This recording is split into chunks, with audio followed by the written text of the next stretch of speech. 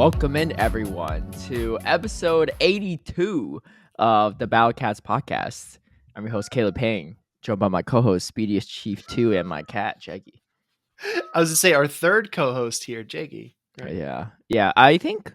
Oh, no, my other cat's on the background. She maybe start hiding. Because so here's the thing. I don't know if people realize this, but I have my cats in almost all my videos as long as I'm home when I'm recording, and I always have them on camera. Now, they kind of hold still, but they don't love being held most days. So what I have to do is I have to find one before I start recording. This is the biggest hassle when I start recording YouTube videos, is grabbing my cat and sitting them on my lap, right? Mm-hmm. And they know. Like, when I'm in the chair, I'm getting ready, I'm setting up my setup, my camera and everything. And I turn around, and they scatter, right? They're like, we're booking it, right? And so if one of them is not like already, if one or two of them are not asleep already or like not paying attention, I gotta grab them up. You gotta snatch them up. Oh my goodness, yeah. So she's off, but so sometimes what I do is I try to lure them out with treats. And Cheggy's a little she's clever, so she knows not to come out for treats. Like, she'll be hesitantly coming out. They can't resist themselves though. When they hear the treats, they still like all peek out from underneath the bed and couch. But like they don't like, they're very hesitant. Cranberry, on the other hand, she's a little chunky, and she's like, you know what? I offer myself up for the treat, So she'll just go for it, and then she just submits. So she says, worth it. Yeah, exactly. So a lot of times you might see her more on my YouTube videos than Cheggy, but that's kind of how it is. Mm-hmm. But anyway, welcome in. We are on episode 82 here. We're ticking down to episode 100 like sooner and sooner too. So I know it's getting there. It's getting there. You ready to come to LA? Like, what's the deal? Only 18 weeks, man. Only 18 weeks. Yes, that's true. That's math true. I can do. That's right. How many months is that? Don't better not be saying October here. It's 4.5, right? No. I'm excited. I think episode 100 is going to be great. Always have a fun time doing the show, and we got another good one lined up here.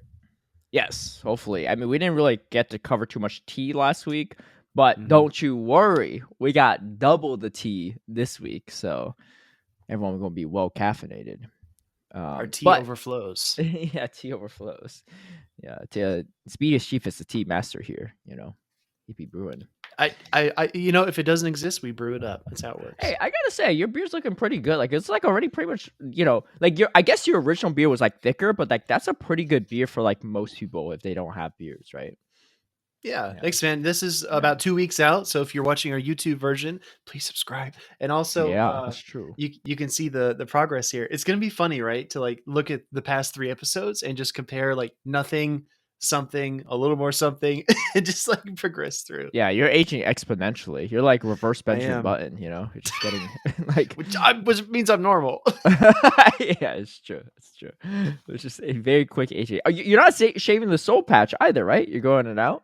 No, I have it here right now. Yeah. That's what I'm saying. It doesn't fill in, so it bothers me like over time. But that's just like how it is for a lot of people. I feel like a lot of people's beard lines are like that. Maybe this is time. This is soul patch era. You just start growing out, and we'll see. It'll get to a certain length, and then you'll see it, and you'll be like, "Oh yeah, I understand why he shaved that off now." How about this? Can you do us a favor? Like the listeners and the YouTube viewers and just your fans and subscribers. Maybe not your fiance, but I don't know. It's I'm not really sure how she's gonna feel about it, so I don't want to speak for her. But can you leave it until we're like, yeah, you probably should shave it? Because if everyone's loving it, that's like, I'm an honest guy. I'll let you know if it's not the look or not, right? I'll consider it. I'll think about it. Okay. All right. Yeah. That being said, we got questions from last episode. So heck yeah, let's check it out. I'm reading all of them too, so I didn't write any of these myself. There's a few congrats for me, but I'm letting you know. Make sure to read those. Yeah. Deborah says, congratulations on qualifying for Worlds, Caleb, and it looks like you're already making good progress on regrowing that beard, Speedy. See what I mean? We're doing our best. She Deborah read my mind. Yeah. And she's going to be even more impressed when she sees this episode. Um, uh, Gillum Clacy says, "Oh, we're so proud of you, Speedy, for finally shaving the beard." That's right, man. This man was asking for props. I'm finally coming through on his word. A month, almost over a month later. But you Hey, know, you know, let the record show I shaved. yeah, yeah. There's a debt to be collected though. It's like, did he shave or did he not? Yes, he did shave. All right, then we're square. Good. Dude, it should have been there should have been some different interest rate, instead of having the Twitter profile pic being up longer, it should have been like, the Uh, longer you don't go shaving, you gotta start shaving like the sideburns, you gotta shave like, y- like buzzing the hair. Caleb, I'm just gonna say, man, it doesn't fall on me, right? It doesn't fall on me to set my own penalties. That's I'm just true. gonna I put that out will there. I'll set some harsher, more well thought out penalties. Yeah. Yeah. Uh, Uh uh, Leo saying, I love listening to podcasts during my walk, and I've been doing so on my walk since the beginning. I love it. Thank you for the support. nice. Question Thank you, for Leo. me, question for Caleb. Did you bring Bastion to the tournament because you expect to be strong pick in the meta during the competition? Or do you do it to flex your signature Pokemon and show off that winning with it at the highest level as possible? And it says, keep up the great work or the good work. Yeah, it's kind of two pronged to that. The first is I don't know if I told you this, Speedy, but I was talking to my teammates Mhm. when I was team building, and I was like, "Yeah, everyone knows me as a Bastion guy, but we've seen Bastion once in a while in these tournaments. It's never won a tournament, but or actually no, it did win Australia tournament last year, Brisbane. Brisbane, yeah, and it wasn't streamed though. But the winner told me, he's like, "Yo, dude, I love Basset too. I actually won my regionals with it." I was like, "Dude, that's amazing." But I think he wasn't able to end up going to Worlds. I think he got sick or something, or something, Hmm. some issue there, or a visa issue. But unfortunately, we Hmm. never saw it at Worlds. But that was the only person I won a regionals with it. But I was like, we've never really seen Como O. We saw one Como in last chance qualifiers in Worlds in London on stream, and that was about it. Again, it was against Maxi P. I forgot the Yeah. actual trainer who was battling Maxi, but I did speak with him afterward too. Um, Hmm. he had an interesting thing. He made like a Como and like a Cresselia and all this stuff. It was Yeah. pretty wild. It was pretty wild. And the Como was doing work too. So I was thinking, you know what? I'm gonna make Como O work, Like Bastion, like everyone knows before, they're gonna expect it, but they're not no one's gonna expect a Como O, right? But then I was talked out of it because it was just like a worse. It's just like it doesn't even really beat Sableye in the two shield if they go straight foul play if you're counter swapping. Yeah. Um, It's just so like inflexible, right? yeah, it's just inflexible. And I was just like, and like again, even against Swampert, like if they land that Earthquake, you're just done for, right? If they throw Hydrocan, you're fine, but that's still chunks away. Like I was like, why don't? And it's like it beats Lantern, it walls off Lantern. I was like, but why not? Why don't I just run Trevenant, right? So I dropped the Hmm. Como for Trevenant. Um, but while building that Como O team, I was talking to my teammates, like, what do you think is good in this six spot? Right? Because I initially had like Lantern and stuff, but that would have been like super weak to Trevenant. And eventually they're like, dude, honestly, like the thing that covers all your weaknesses is Bastion. I was like, I was like, you know what? You don't gotta tell me twice. If the best thing for my team right now is Bastion, I'll throw it on there. So I put it in, but then I eventually took out the Como for Trevenant. And I talk a little bit about this on the video I just dropped on my YouTube. Actually, it was like literally like a few minutes ago before we started recording. But I did a deep analysis in my battles, and it's like an hour long, over an hour long. So it's, but the original video of the footage was like 2 hours, so I at least cut it down to half. But I sped up the footage and I talked about like my battles, but I also talked about my team building process. And essentially, I really want to build a team that had no easy way for anyone to safe swap anything into. Right? You could always safe swap something into my team, but with dynamic punch, like even Registeals cannot grab shields off of me. Lickitungs, Umbreon cannot grab shields off of me, right? If I have the right Hmm. thing in the back line. So it just plays a lot of mind games because if you're looking at my team, the opponent's always trying to figure out like, what can I really bring, right? Because like sometimes you play a team like, oh, this one Pokemon is my MVP for sure. Like they Yep. don't have a clear answer to it. I could always grab a shield. I could always do something, right? And that's always a great feeling because you always rely on that one Pokemon. Of course, you end up being more predictable because everyone's going to see it coming, but it's so strong that even if you're predictable, you have play. Whereas my team, everything can get hard countered pretty hard with something. Obviously, if Hmm. I don't bring it or I don't have the alignment for it, then you can still play around it, right? So it's not like an unbeatable team. But I want something where like things could not easily safe swap into, and Bastion kind of helped with that situation. Specifically, Frostlass is a big one. Playing Yep. Sunfist to a degree too, but I have Registeel as well. But if I don't have the red seal on it, my Bastion's another option. So it gives a lot. It puts a lot of pressure there, and so yeah, even though it's like I didn't just want to flex my signature Pokemon, like I do enjoy it a lot, but I think it does have Mhm. a lot of potential in Show 6. I use it in all like the Go Team Up team formats as well. Bastion was always my Steel type in Show 6, but it was more of a draft format, so Bastion's even stronger in those formats because not everyone has Yeah. Red Seal or Galarian Sunfisk. And the other big reason is also in when I went the last in-person big open Great League tournament I played was the Seattle tournament in GoFest. And I ran a Bastion there too. I had a Galarian stuff instead of Red Seal, but I had a Bastion, and it was Mhm. last year's meta, uh, and like last year's Worlds meta, and it was Yeah. really good. I think it was much harder to use here because there's less Talonflames, there's less Wall Rain, there's less Alone Ninetales. Yeah. Um, Less targets. yeah, but Mhm. there's also less Nidoqueen, which was also very strong. So, Mhm. it kind of balanced out a little bit. Yeah, so a little bit, and there were like barely any flyers in that last iteration. So I Mhm. figured it would still be pretty good. I think more so than anything else, I got in my own head and didn't play it enough. I think it was still actually even pretty strong in this current meta. I just didn't end up playing it as much. Yeah. So I'd agree. that's my yeah. So that was my slight downfall there too. And a lot of people had Lantern. Lantern just beats Bastion too with that surf. Before it's like with Hydro Pump, you kind of have to land a nuke. Um, Yeah. But now but 3 surfs is like always a KO if you're spark or water gun or whatever, you know. yeah, exactly. So, um, but yeah, I mean, again, like in a future tournament, I'll probably bring again. So just bring your Bastion counters. Get ready. I was gonna say you probably covered this in much more detail, but whenever I looked at your team, having not only Trevenant but also Medicham and Sableye, that's Hmm. 3 like huge targets for Hmm. Noctowl, which is Exactly. obviously so prominent in the Uh meta. huh. So you're inviting the Noctowls out. So yeah, I agree with you. I think the Hmm. Bastiodon could have had a lot of play, and you also have flexibility with Registeel too. So I Yes. think you also put yourself in a position to where you had like multiple outlets. You had double ghost, you Hmm. had double steel. You could like choose your approach depending on what you Hmm. saw on the opponent's team.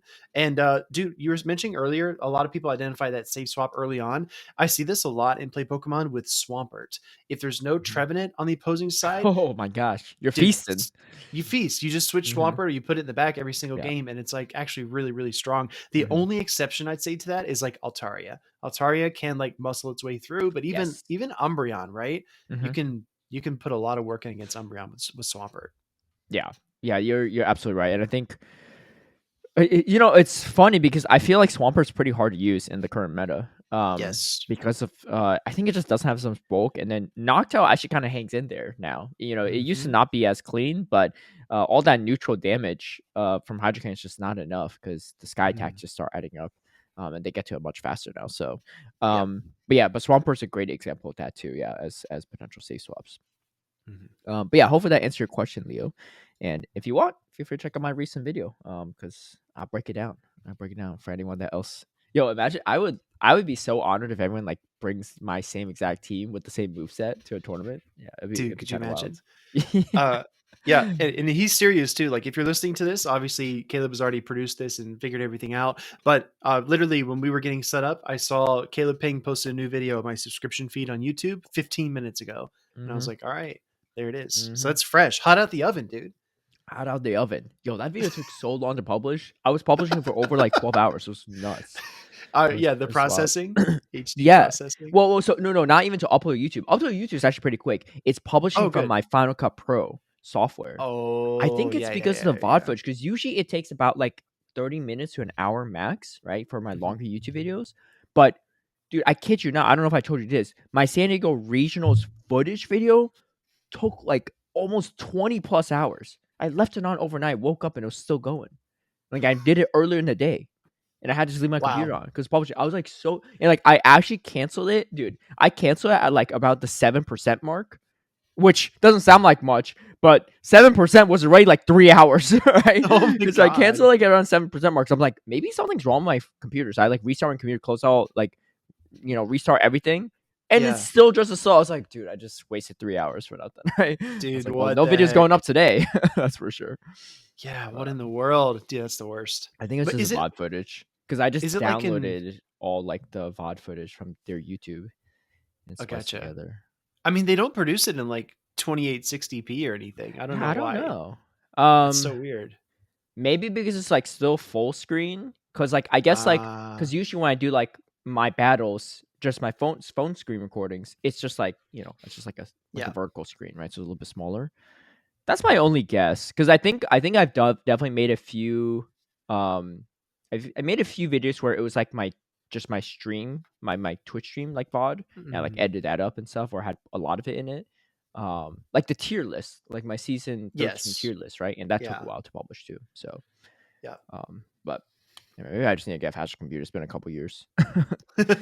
um, MJ says, Caleb, you should definitely make shorts with the cats. I may have lost an hour today watching the cute cat videos on Instagram. Oh my gosh. I Dude, love do it. it. I love it. Yeah. I Yeah. think we talked about, I'm not sure it was last episode or like 2 episodes ago. We talked about how like Wednesday Adams, like just a cat version of it, like dancing Oh on yeah, yeah, yeah, TikTok. And I yeah. was like, oh, I gotta do more of that. I don't know the recent dance trends on TikTok. I'm literally like following all these, like I'm not even following them. I'm just watching all these girls do these TikTok dances, trying to find the next one, like the next hottest one. But like I don't think any have really started trending lately. But if I'm wrong, let me know. Let me know. I gotta get on that. Yeah. Help us boomers out. We don't know what That's true. That's the true. latest dance is. Yeah.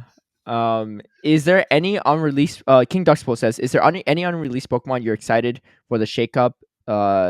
To shake up the Great League, Ultra League, or Master League metas. For me, just going off base stats, I think Aegislash, or I think it's actually pronounced Aegislash.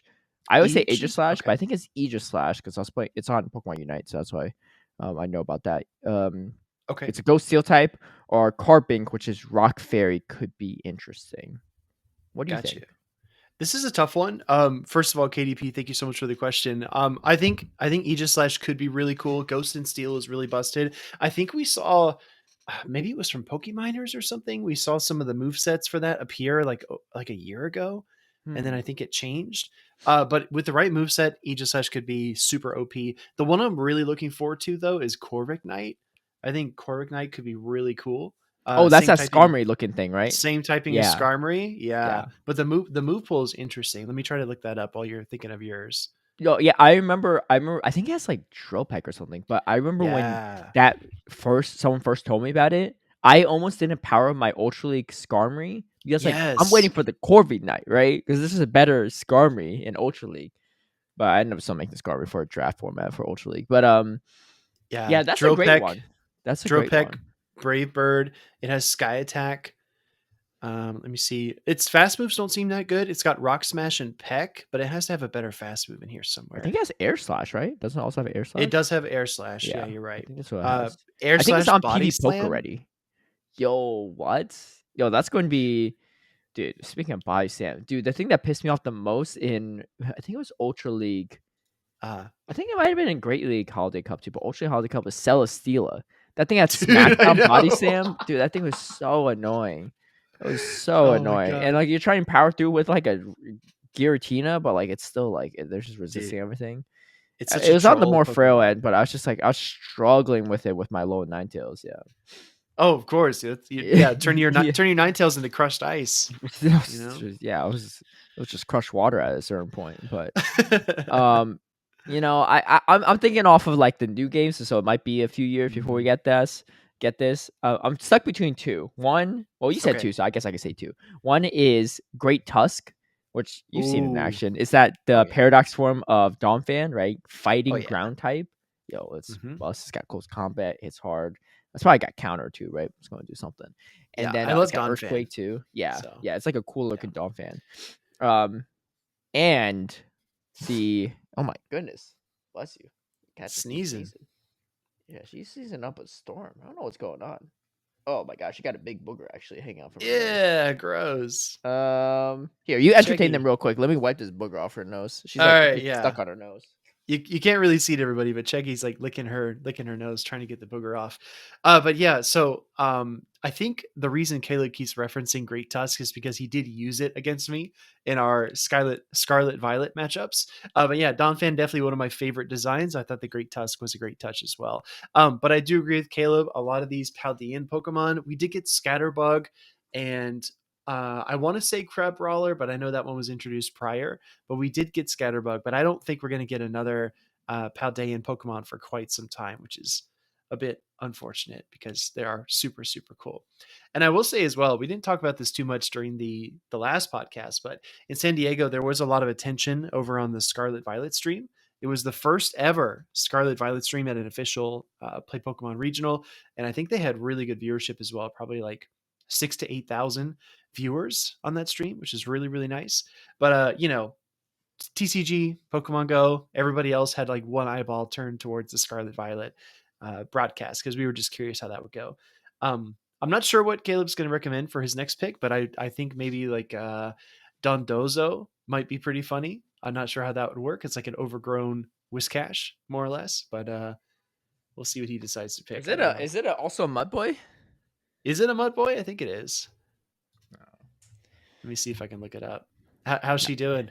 She's good. I think it was just like I don't really understand. It was just a booger like halfway in her nose and halfway not. So she's like constantly trying to lick it. She's like giving me like a little like snarl look, like a little Yeah, weird. it's just mucus, right? It's too thick. Yeah, I think So so. Dondozo's a pure water. Okay, pure water. Okay, yeah. Everyone's using it in VGC too. I know a popular combo was Garchomp and Murkrow too. That was a pretty Yeah, wild one too. But it's because I didn't realize this, but Earthquake in the main series game, it hits every target, even your own allies. So Murkrow yeah. being flying, it's resisting it. So or you miss it, which is nice. Dude, I Um, tried to Earthquake a Bronzong, and I was like, yeah, this is super effective. But Bronzong has levitate thing, Levitate. dude. Same thing with Ghastly and Haunter. I'm like, oh, poison type is weak to ground. I don't understand. Nope. What's the point of the weakness to ground if you can't hit it? Oh, although there is that one move where it gets flying things like to drop down, right? Or like levitating things. Yeah, I think yeah, yeah, there's yeah. there's some move like that or some item that makes it happen. But anyway, so my other one, yo, what's your worst nightmare? Is You it? know, in our Does it have something battles. to do with scissors or shades or No, no, shavers? no, No, no, no, no. From our it's VGC battles, from our Scarlet Violet oh, battles. it's Mega Salamence 2.0. No, no, no, no. It's that Flutter main. That Oh, Flutter Flutter Mane. main. Yeah, I think that's. Are they gonna say Roaring Moon? Oh no, yeah, Roaring Moon. Yeah, Roaring Moon's a really cool one, but I don't know if it's gonna be super useful. It's Dark Dragon. I mean, it's just wireless Yeah. Hydreigon, right? It has cool moves, so like I think I don't know. It actually has decent stats. Actually, it's like it got more bulk than you imagine. Might be good in Yeah. Master League, but I don't know if it'll be good in Ultra and Great League. But Flutter Mane though, that Ghost Fairy typing. Yo, wait, It's you nasty. triple resist fighting too. Yeah, yeah, Yeah, it's true. You're triple resist basically like fighting. same combo as Mimikyu, right? Dude, it's got so. Oh, is that Mimikyu's fairy type too? I didn't realize that. I believe Um, so. yeah, it's got such great coverage too. You got, I mean, think about it. What are you going to beat it with? Steel types. You got Shadow Ball. You got Mystical Yep. Fire, which are a fire move. What else you Ghost got? resist poison, so you can't Yeah, use poison to beat the fairy type. yeah, it's only neutral. Yeah, what is it weak to? Rock. Yeah, it's got rock, but I mean, but rock's not the best typing. But hey, you know what? Bastion though, Bastion's going to do pretty good there. Is it weak to rock? Yeah, because I oh don't. no, it's not weak to rock. Sorry, I'm thinking about the fire because it has mystical fire. It's not even weak to rock. You're right. It's neutral. No. Well, Bastion I don't probably still know. beats it though. Yeah, yeah, probably. It probably is probably one of those with only one weakness. I'm just trying to think of what it is. Well, yeah, let me look it up real quick. But Oh, it's weak to ghost because fairy doesn't resist ghost. yeah, exactly. So So it's weak to oh, it's only itself. weak to two Great. things: ghost and seal. That's it. Because of fairy typing. Oh, steel. That's right. We That's got right. mystical fire. You got coverage, and plus, Well, like, yeah, who's exactly. there's a lot of steel Pokemon aren't throwing steel moves, right? Clarence Stunfisk Yes. isn't. Ready Steel isn't. Bastion isn't. Metal What's a Claw steel buff move? when? Yeah. I mean, yeah. You might be maybe if you're too abundant for that Shadow Metagross and Greatly, you'll be having the time of Yeah. your life. But I'm pretty sure a few hexes from that Flutter Man, you're ready down to half health. So For sure, yeah, for that's sure. actually that Pokemon. No wonder why that Pokemon's so good. It's only got two weaknesses, and one of them it's got coverage for both. You got Mystical Fire and Go. Yeah, dude, that thing's gonna be busted. Maybe we should get back into it soon. In the Maybe we VGC should. stuff. Yeah, maybe we should. We should, Let's we maybe should try to think on it. stay. We should try to stay current with like whatever rule set they're using at the next Yeah, regional. dude, I'm so lost. I'm so lost on that Dude, stuff. I try to It's learn so about it. much to learn. Yes, I get so motivated. I'm like, you know what? I'm gonna learn more VG today. And then I take one step in and I see like how many steps are in front of me, and I'm like, you know what? Dude. It's like if I was like, yeah, I'm gonna learn organic chemistry, no problem, right? I hop in, I'm like, dude, I gotta get back to basic chemistry first. Like this Yeah, thing is yeah, it's a mind boggle. But it's intense. I do want to do that. I got a friend of mine that was willing to, or one of my patrons too. Mhm. Shout out to the Dark Knight, offering to trade me some stuff too. I was like, oh, you want anything back? He's like, nah, you're good, you're good. I got you a pretty good ditto. I got you. I was like, oh, hook me up, man. There's a We 7-star can get Speedy to Greninja. shave again, you know. Oh, Yeah, is Greninja now the thing? Yeah, I haven't been no doing raids or chance. anything either too. I'm really behind. Yeah, me Yeah, too. But yeah.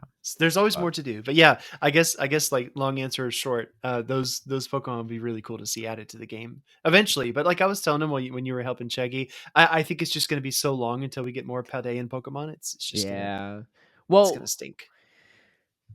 there's only two Paldean forms too, which is the wild part, Hmm. which I'm actually surprised by. But maybe they have more like DLC content. I don't know. But it's Tauros and Wooper, and that's it. There's no other Paldean forms of Pokemon. Like Toadstool or wherever that like tentacle looking thing. It's like a different Yeah, Pokemon. It's not a Paldean form. Yeah, yeah, yeah. yeah, yeah. It's weird. That one cracks me out because there's so many memes about it running so fast. No, does it run fast? Dude, that thing just always annoys me because I don't know what typing it is. I still don't. I'm like throwing all these not very effective moves because like sometimes in Scarlet and Violet it shows you what's super effective when you're in battle, but a lot of times it Yes, doesn't. I'm just like, wait, what? I was like, why you is it because I didn't meet it before? It's like not in my yes, Pokedex. Is that why? you have to experience it first. Like once you land a super effective move, it unlocks it and tells you Dude, I'm what's super experiencing effective way too going many forward. L's first before I even see anything else. But Oh my Victor god. DiMartino says, adding to the conversation of play Pokemon tournament accessibility, even though the TCG Mm. has the most players, I'd say it's the least accessible. I used to go to tournaments for video game before switching to Go, and I talked to some people that said they used to play the TCG and they said they were spending $2,000 a season on new cards in different decks they tried. Granted, buying a deck doesn't have to be that expensive, but still, when you're trying to qualify Worlds, you need to stay up with the mega uh I think it means or I meta. think meta, yeah, because sets get added like every 3 months or something. Yes, that's a really great point. And not only that, I was talking to a guy. Oh, dude, now I forgot his name. I think his name is Sam. I met Mm. him actually in Brazil when we were in Brazil, and he was eating breakfast with one of our casters, and then afterward, um, I forgot his name, right? He just briefly introduced me, and then we were on the same flight from LA to Arlington. And so he Okay. was literally Wow. sitting like 2 rows behind me. He's like, "Hey," I was like, "Oh, You're the sorry, I just guy. read." You're Aaron Yeah, Zhang. but he didn't say name or anything, right? He knew I was the Aaron Zing at least, right? He knew I did go, and so I'm pretty sure his name's Sam. And so it's funny because we get off the plane, right? We go to baggage claim. I was like, "Hey, look, like I'm about to take like a lift over to the convention center if you're nearby." He's like, "Yeah, my hotel's really nearby." I was like, "Yeah, just hop in my lift. It's no big deal." He's like, "Yeah, you sure?" I was like, "Yeah." So we're just chatting. I was like, waiting for my luggage. We talked for a while, and I called a lift. And like while we're walking the lift, so we've been talking for about like 20 plus minutes by now because we walked from the gate and we got the luggage. It's been almost 30 minutes. And he's like, "Hey, this is gonna sound really bad, but like I don't remember your name." I was like, "Oh, that's totally fine," because I did not remember your name either. So like we are both like talking to each other without actually saying each other's name, and Yeah. I'm pretty sure his name's Sam. He's like, I was like, "Okay, at least okay, I'll remember now." I was like, "Yeah, yeah, I'll remember too," and hopefully I did remember because I did say I was going to remember. But anyway, he's actually gone to Worlds too. He Oh, was like nice. he was like number 1 or number 2 seed in all of like North America in a couple years ago. Yeah. But then he took a Holy few years crap. off, and like he got married, and he's like trying to have kids and everything.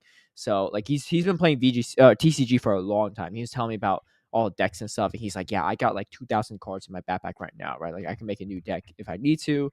He was saying, so not only is the cards, I mean, the cards can be expensive if you want to get all the up to date meta decks, like Victor said, especially when they release a new deck, right? When Lugia's Mhm. like that first like Lugia recent deck came out, like yeah, Lugias are gonna be hard to find, right? Because they just came out, but so they're going to be more expensive. But the other thing is, what Sam was telling me is the travel it costs so much money to travel to all these tournaments because you need championship points for Oh, TCG, right? And VGC as well. I think TCG you might even need more. I don't know because there's so many yeah. competitors. I think they do. But he said he there was one year he took like I think he said he took like 40 plus flights in a whole year Dude, that's wild. There's only 56 weeks in a year, right? He did Yeah. 40 something flights because he was also doing like consulting or something. So he was flying for work, but he Mhm. was also flying for these TCG tournaments, and he was Mhm. just like living out of a suitcase. But it gets expensive, right? I mean, he definitely got a frequent flyer miles for sure. Yeah. But that in itself, and especially for TCG and VGC, because internationals are worth more championship points. It's a very different culture than Go right now, and I don't know Yes. if we're going to go that towards that direction. I mean, there's pros and cons to it, but they go to like all the internationals too. Like I don't even know the TCG or VGC people that well, but I see the same faces from their scene, like from competitor scene, at like all these internationals, right? Brazil, Yes. like EUIC, like I'm sure like Mhm. OCIC will be a thing, and NAIC, like all of them, right? And like for us, it's more like it's regional based, right? Like most people like at LAIC, it's all the Latin American players, right? And it Yep. was cool to see too, for sure. But I think if we do get to the championship series time period, we need that many points.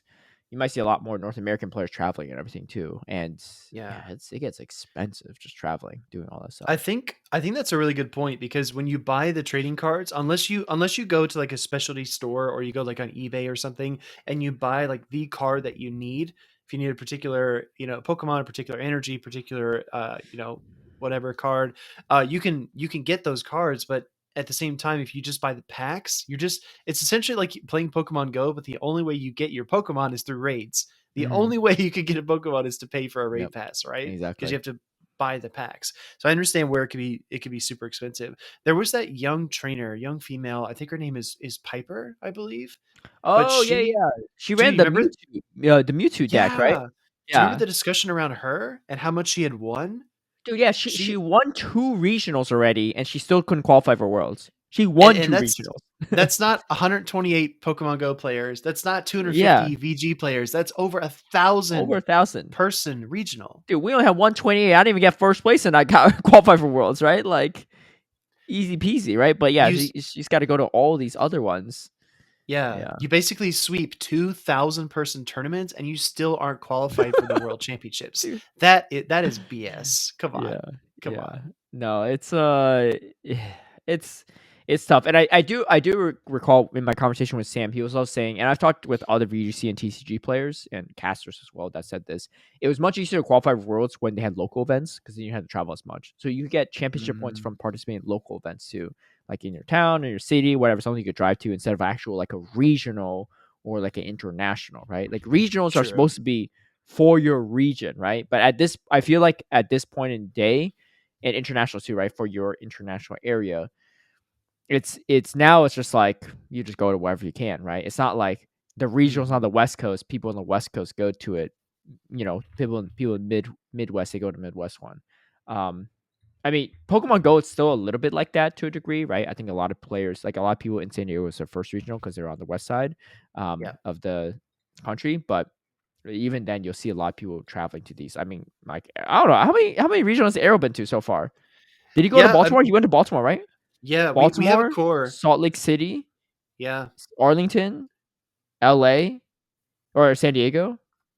He's Mhm. going to San Orlando Diego. too, right? Yeah, he's traveling Yep. the country. I mean, but it's fine. There's nothing wrong with that. But I'm just saying, like, even Pokemon Go is starting to turn into that, right? It kind of reminds me of the old Sylph Mega days, where we used to have Yes. Sylph Megas around the Yes. country. But we used to I fly agree around with there you. with nothing to win, like just That's ranking, true. which is No kind of money, wild. just the experience in the Just the ranking, experience. right? Once in a while, they have like a little prize pool, but nothing wild. But Yeah. Which I mean, I think you're always going to get that traveling player base, right? People are yeah, always going to go if they can afford it, and I think that's good. I think we need to encourage that. But I would love to see Pokemon Go activate more local communities and get hmm local trainers involved. yeah, Not it's saying the numbers would be expensive. huge; it's very Yeah. expensive. But like if the tournaments were active on Campfire and there was like marketing about them, Oh, people could I like actually where your head's go. at. Yeah. You know what I'm saying? There That's could be true. ways, That's true. Speed is cheap with all the ideas, all the dude. ideas. Anyway, Just thank trying you to make the for game grow. yeah, thank you for the question, Victor, or the comment, Victor. I think it's a very valid point. Omiyaki says Caleb says he has all the receipts, but I have receipts of him calling a battler the wrong name. I don't even Dude, know how could you? How could you? what did I say. I don't even know. You're the one who said it. Tell us. Yeah, I'm trying to think. Who did I call the battler the wrong name? I mean, I'm sure it happens. I probably called Sam the wrong name, and I already said I wasn't gonna forget his name, and here we are. Oh, it's Solomon Oh Arlington. man. Um, Good question. possibly. I mean, it'd be like that. It'd be like that. This is when the It's old age hard. starts hitting you, right? Because I used to like It's remember all people's names, and now I'm like, don't think back, like, yo, what was that friend I had in college's name? I don't even remember. I didn't dude. even have COVID either. Some people that have COVID, they have like they have like Long COVID. the long COVID. Yeah, I mean, one of my friends, it's not. I don't know if it's like long COVID, but he has some like memory issues since having it, and he got COVID in 2020. He's like, Dude, that's so he told me scary. about this like a year ago. So, and like we're like really good friends. So we see each other like multiple times a week. When I was in Atlanta, we used to work out together. We're really good friends, Mhm. and like one of my best friends. And he's like, yo, Caleb, like I gotta tell you, like the other day I was driving, I was thinking about you, I couldn't remember your name. I was like, well, you saw me yesterday. He's like, yeah, dude. I was like, it's like that long COVID, man. I'm not sure. Right. I think that was pretty much it. Maybe his sense of smell's not as good as it used to be, but Yeah. uh, Yeah, long COVID was one of the scariest things to me, and that's probably one of the biggest reasons I was so cautious during the pandemic, yeah. because people like had it, and then years later they still couldn't function at their jobs if it was Yeah, bad enough. no, there's some that people are like debilitated, like they can't even walk. Like previous track stars in their 20s are like in wheelchairs. Like it's wild. Dude, I don't understand. I mean, it's just COVID's been around for like not that long, so it's not well yeah, studied and stuff, and like who yeah. knows. But I have a friend of mine too. Well, actually, technically it's an ex too. But anyway, but she posts on Instagram. It's fine. I was just clarifying exactly the relationship here. But she posts on like Instagram every single day, or like on her story, whatever. And like we still keep in touch. It's not a big deal. But she posts Mhm. every single day about her long COVID symptoms. It's wild. I was like, dang, dude, this Dang, girl's like struggling. Yeah, yeah, yeah. that's I was insane. like, dang, scaring me. But But luckily we don't have long COVID, but we still get the names wrong. So, sure, yeah. Long story short so is there's that. I don't have an excuse besides just my old age, I guess. Maybe I need to eat some more mushrooms or something. Like I saw this ad on Instagram. It was wild, but she was like, "Did you know that mushrooms are such a great source of blah blah blah blah blah?" And she lists this person lists like 6 or 7, 8 different mushrooms. Like you gotta eat this mushroom for this for brain growth. You gotta eat this for like skin elasticity. You gotta eat this for like eye health, and also like all these random mushrooms I've never even heard of. It's like, or you can do you could buy our supplement product and just like a powder Oh, version, right? come Like that's on. how they sell you, right? That's how they're like, oh, now you eat a scoop of this and you're cured for life, right? This is like Is a the commercial. fountain of youth Yeah. right here, right? 6 mushrooms will just get you there. I don't know what kind of Oh, come mushrooms it is. Let me on. just No, let me figure out what that yeah. mushroom is. Let's just grow in my closet. Like I was gonna say, you might turn into a mushroom if you eat that many of them. You might turn into an Among Us. Among Us, yeah. I do play a lot Among Us, so it's pretty much the It's same true. thing. Yeah. You're halfway there already. Exactly. I did see Alice in Wonderland too, and those mushrooms they can come in handy, man. You go like Th- Ant Man like that. That's the those are original Ant special. Man. Alice in Wonderland's mushrooms shrink and go big. Like That's true. I forgot about that. yeah. Dude, what's going on with my brain? I didn't remember that. Maybe you need some of that mushroom too, man. I'll send you some of that mushroom powder when I get All right, sounds good. Just don't send me it. the bill. You can handle that. Yo, 6 mushrooms, whatever that product is, come sponsor us. We'll try the mushrooms. Yeah. Maybe we should do like a before and after. Like we're on the podcast, we're Ooh. like trying to remember like things, and then like 2 weeks later, we've Yeah. been on this mushroom supplement. We're like, yo, I We'll recall everything, right? we'll play those memory games where it like flips a tile and shows Yeah, you, and then flips it back over. You have to remember which one was yeah, yeah, which. yeah, yeah, Like, oh yeah, I'm feeling the effects. yeah. Right. Hey, maybe beard growth. Maybe that could be a big thing Hey, too. is there a beard mushroom? Asking I for a don't friend. know. It wasn't really in the ad, but maybe there's like a seventh mystery mushroom. That she didn't because there was a woman that was doing it, and she didn't seem like she wanted to grow a beard, so Ah, maybe she yeah, didn't want to add in the beard growth mushroom. But yeah. I that could mean, be to each their own, but I get yeah, it. men's health. Gilm Clacy says, if Caleb is not coming at Worlds, does that mean the third place at San Diego gets the invite? Um, I don't think so. I actually don't know, but I don't think so because I Yeah, think it only cascades down if I already earned an invite and I like win another regional, right? yeah, Because then there's yeah. no point in me getting two. But this is kind of like because this happened last season as well. In our first season, there are multiple people that got the invite that chose not to go to Worlds, whether it was travel Yes. issues, visa issues, they were sick, they couldn't afford it. they're busy, a Mhm. bunch of different reasons. And those invites didn't cascade out. They didn't like call up like the third place person, like, yo, like you could go to London now, right? Like I think it's Yeah, just right. you get invited. If you don't go, you don't go, right? But there's Yes. already, especially for Pokemon Go, like Pokemon Unite's a weird one because there's only a certain amount of teams. So like there was really just missing teams for Pokemon Unite, but Pokemon Go, there's like 100 something people. One less person or two, a few less people is not going to change the bracket much. And there's Yeah. a chance too that if there's less people, they open more spots in the last chance qualifier. They had a last chance True. qualifier in True. London. We don't know if there's going to be one in Yokohama this upcoming year, but that's always a possibility. And I think it was two people, I think, that qualified through the last chance qualifier, Yeah. I Top believe. two. Stone EJB Collection and and EJB, right? Stone. Yep. Yeah. Yep. Yeah. Yep. So maybe they could do that. I don't know. But yeah, for that it's if I It's don't compete, I mean, should just beat me. Should just beat yeah. me. In my mind, it's essentially like if someone got the invitation, but then they declined it and they just decided Yeah. not to go. Yeah. Right. Instead of like what happened with me Weedle, who won a regional, but because he already qualified prior, Yes. Then it prior. goes down to inadequates, yeah, because he's already Yes. qualified. Yeah. Yeah. Exactly. If he wasn't qualified already and he decides not to go to Yeah. Worlds, then inadequates doesn't get that invite, right? So that's the Exactly. only reason why I cascaded down to inadequates, yeah. And that was a question too, because the seniors division got absorbed. So we weren't Mhm. actually sure if he would still qualify. But we got two instead of just one to Yeah. qualify. Rob and Weedle, I would right? I would love for Pokemon Go to grow to the point where we could have the senior division again and maybe even a juniors division. Yeah. Because VGC and TCG, they're just so big that they have these seniors and juniors divisions. And Mhm. it's like a nice, like little like stepping stone. I don't know. Seniors for this game is like a little different because I think seniors for VGC and TCG typically are not performing as well as the masters. But for this game, like Yeah. there's a lot of really good seniors. I mean, we already won another regional, right? Yeah. Like what the freaking Well, Manty. look, just think about our seniors from last year. Hot Pocket and Bird Power both have already qualified too. Mm-hmm. Yeah, Hot Pocket Bird Power Dude, as well, and with Dodge is making like top 8 like almost consistently. So, yes. um, Like King said, the Pokemon Go is a young player's game. yeah. Don't forget He about said me that a though. while back. Don't forget about me. Maybe I already started Yeah, taking that mushroom. the the The reverse aging process started. the occasional mushroom dosing boomer can make it in, but Yeah, I'm the mushroom king. Twastel says, "Please, please, please teach Speedy how to pronounce DeFi's name."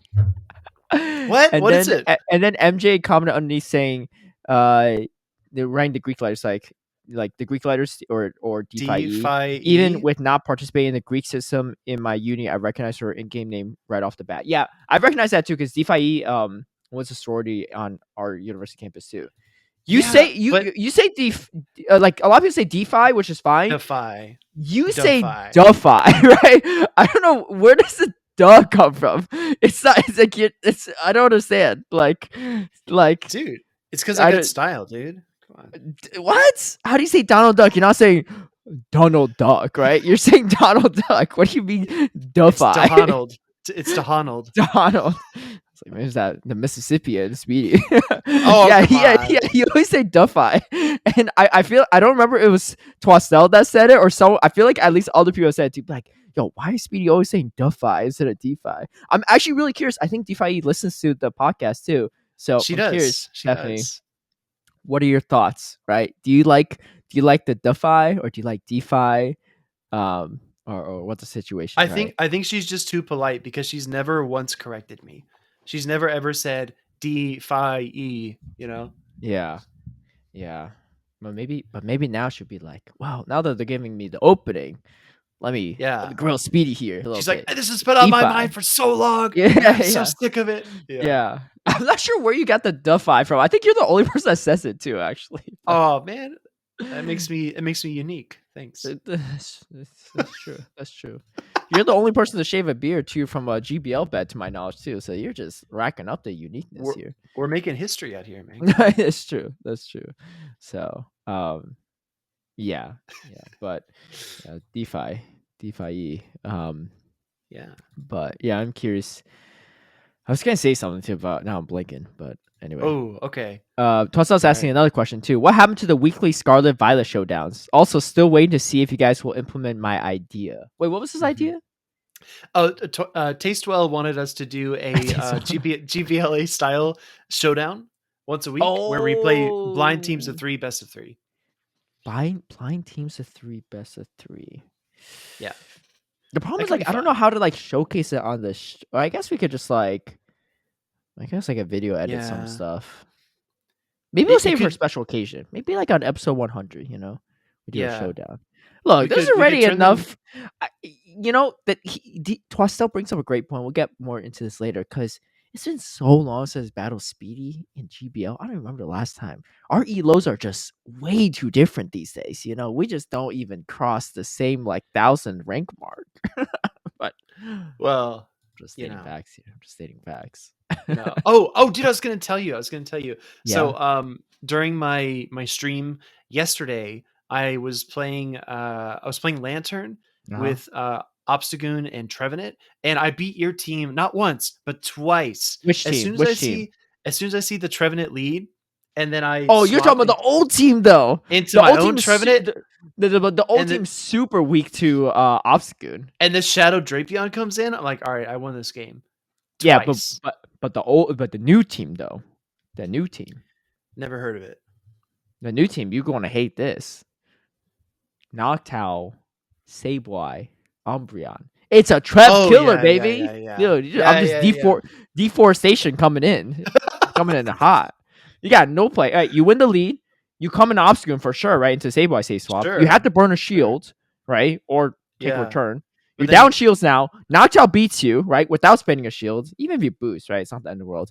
And then Umbreon, 2-1 Trev shield Umbreon. advantage.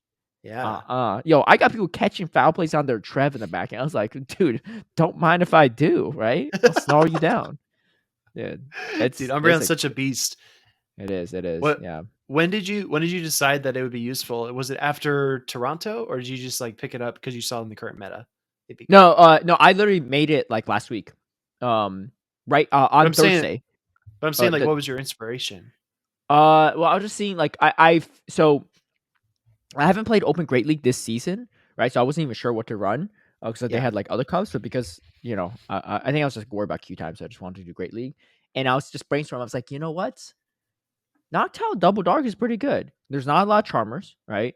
And if you do run into Charmer, Noctowl's not too bad into it. And Alone Ninetales, like you have some play with Sableye and Umbreon, Yeah. and all three have decent play into Metacham. Uh, so you know what? Let's just go for it and see. And I knew that like a lot of people running Lantern, Trev, Noctowl, like that trio, right? Hmm. That super like meta trio.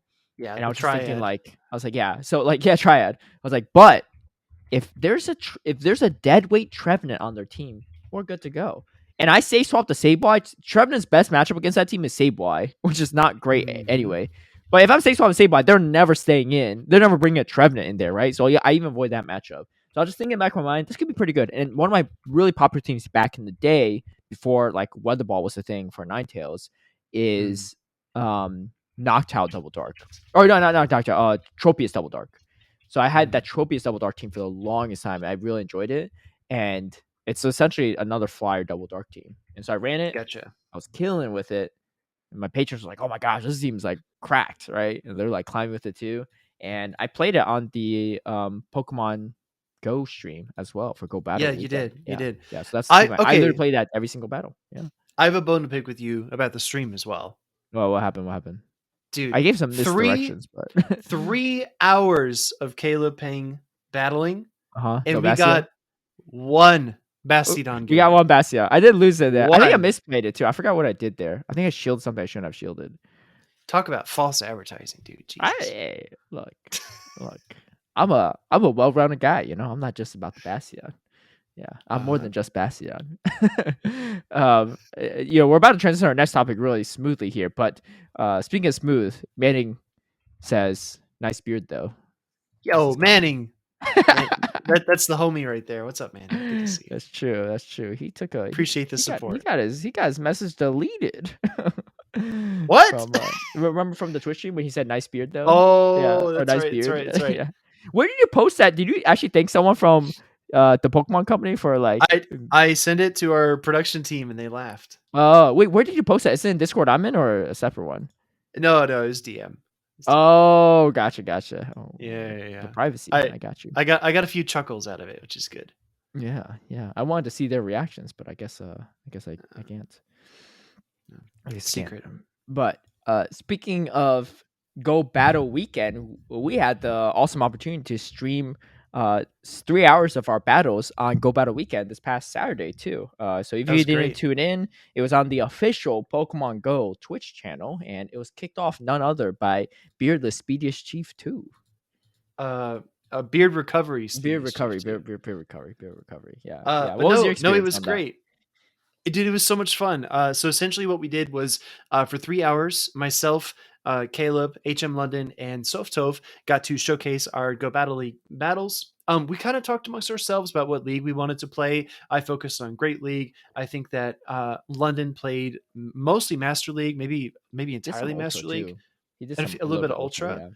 Did I can't remember? Did you play any Ultra, or were you in Great League? I just like For a the most great part. league. Yeah, I was Well, sitting in like really dangerous queue times. I was like in the 3200s. uh, So like I was gotcha. like, this is going to be a bad look if I can't get battles right. So Yeah. I Well, had a little bit queue times, but nothing wild, which I was thankful for. I kind of had a feeling because Go Battle Weekend, like you don't really get that many queue times. So I wasn't super worried. yeah.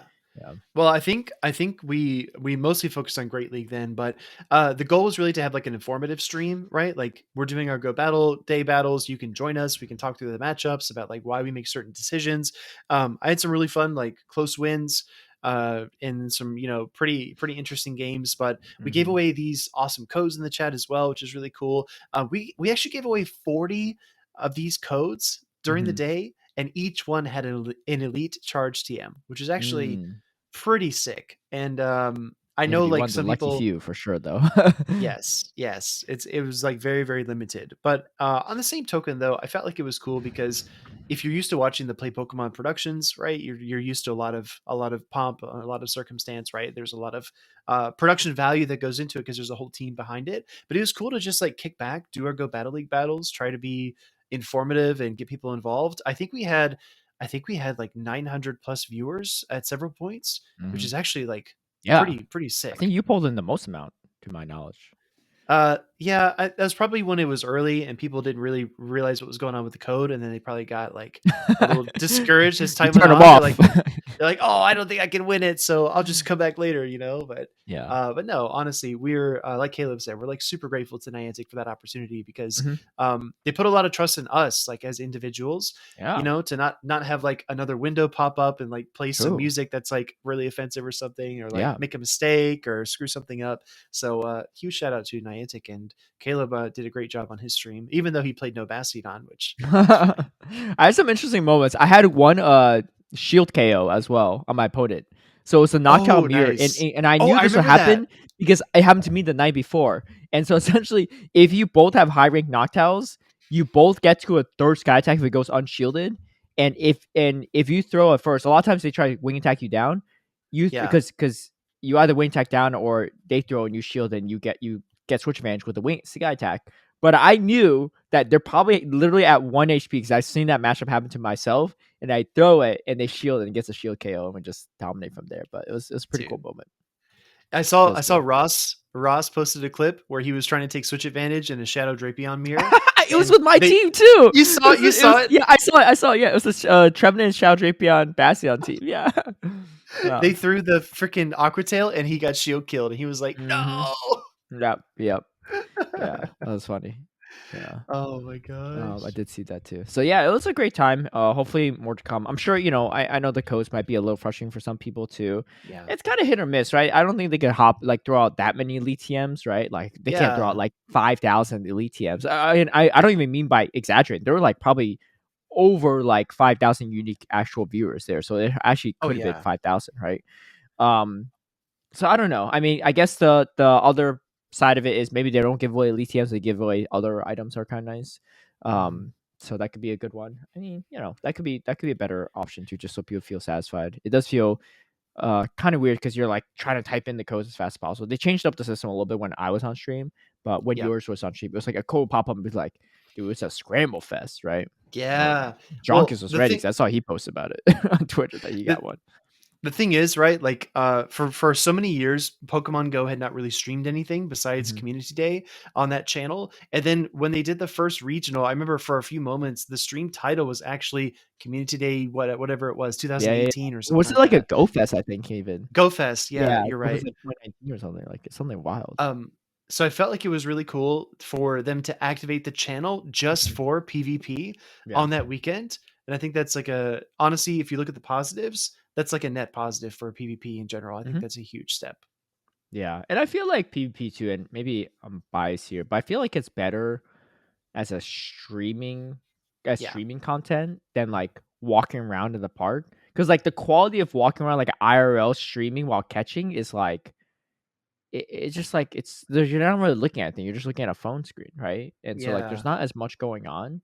Obviously, you could up the technology a little bit and have, like, a face cam stuff, but it's much harder, and you can't guarantee that something big is gonna happen, right? You're just sitting there Yeah. waiting and catching. But I know some people are really into that because now that I think about it, a lot of people are really into shiny hunters, right?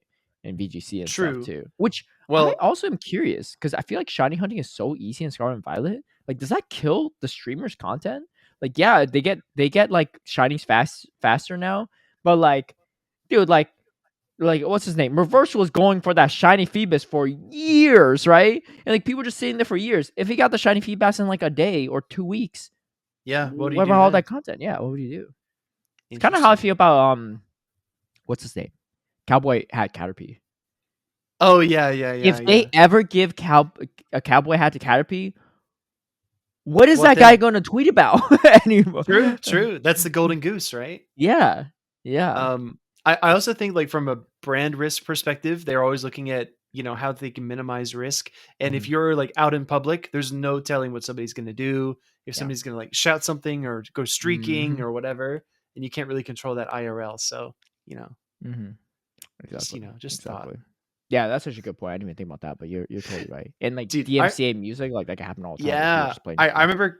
remember Go Fest Seattle. I had left the park, or not Go Fest Seattle, but Go Fest Chicago Mhm. before the pandemic. I like left the park and came back into the park, and I just walked in some other random entrance, and like nobody was standing there. There's no security. I was like, wow, people can just like funnel in and out of this gigantic park whenever they want. It'd Yeah, be so easy for someone to yeah. like walk in, Exactly. but That happened in Chicago too. I was like, "Do I check in?" yeah, They're like, "No, once you get in the nope, geolocation area, it just activates." So, Seattle yeah, was a good time though. I hope that they do Go Fest there again. I mean, obviously, I'm biased because West Coast and stuff, but like, yeah, it was a nice park. It felt like it Chicago was was, like very busy. Seattle was busy, yes, but it was like you still felt like it was like cozy, you know? yeah, agreed. Yeah, yeah. It was So, beautiful weather that day too, which is oh fortunate. yeah, yeah. I mean, I guess it's pretty good weather in Chicago as well, but during that time of year. But yeah, especially in Mhm. Seattle, it's a great time. Great time. But anyway, that was a Go Battle weekend. Thank you all for joining in. And if you didn't join in, you want to check out 12 hours of odds, you can check it out on the stream between myself, Speedy, HM London, and Sofdove. One game of Bastiodon. Yeah. It's like finding a needle in a haystack. You know, it'd be like that. It's a rare occurrence. It's like a shooting star. Okay. It's like a purple unicorn. You know. Um, Uh, but anyway, we got some events coming up. And yes. first one is Noibats. So let me just mark this real quick. But if you are a YouTube listener, you'll see the graphic on the screen here. But we got Noibat Community Day too, which is going to be an interesting one. It is going to be on February 5th, which is kind of funny because they just released a Shiny debut and now they're giving it a Community Day. So for those, I actually know a friend of mine who has a Shundo. Her name's Hillary, and she has a Shundo. No And way. yeah, yeah, it's on I think it's just Hillary Fan on Twitter, but Mm. it's her pinned post. And I when she hatched, I was like, "Yo, like let's go!" Like she was posting in a group chat, man. And I was like, "Yo, if you post to Twitter, easy 1K likes." And she's like, "I don't think so." I was like, Oh "I'll yeah. retweet it. Don't Oh worry." yeah. Right? So I retweeted it, and when I was streaming that day, I also told people like, "Yo, go like her thing and go retweet it for me." And she got over one K likes, Yep. but now Yep. that Shundo's not going to be as rare. So unfortunate. But yeah, I think she hatched a bunch of eggs to get that Shundo. I don't Right. even think I hatched a single Noibat that week. But anyway, that'll be on February 5th. Still a little. Oh, it's during the Orlando regional Yeah, yeah. event. Yeah, Sunday, but it's a Sunday though, luckily. So 2 p.m. to 5 p.m. Typically speaking, regionals are done by then. Typically speaking, the San Diego one wasn't, but I think that's my fault because I dragged it I, on. I Right? think I think we're gonna end at like 2 or 2:30, and then just run Yeah. run to go play. Oh yeah, because all right, so there's Noibat, right? And shiny Noibat. I mean, it's already a shiny, but that's a thing. But still, kind of rare shiny at the Mhm. moment until community comes around. Noivern, if evolves into Noivern, which I think is like 400 candies, Yeah. but yeah, or up to 5 hours, it will get the charge move Boom Burst, which is a hard hitting move.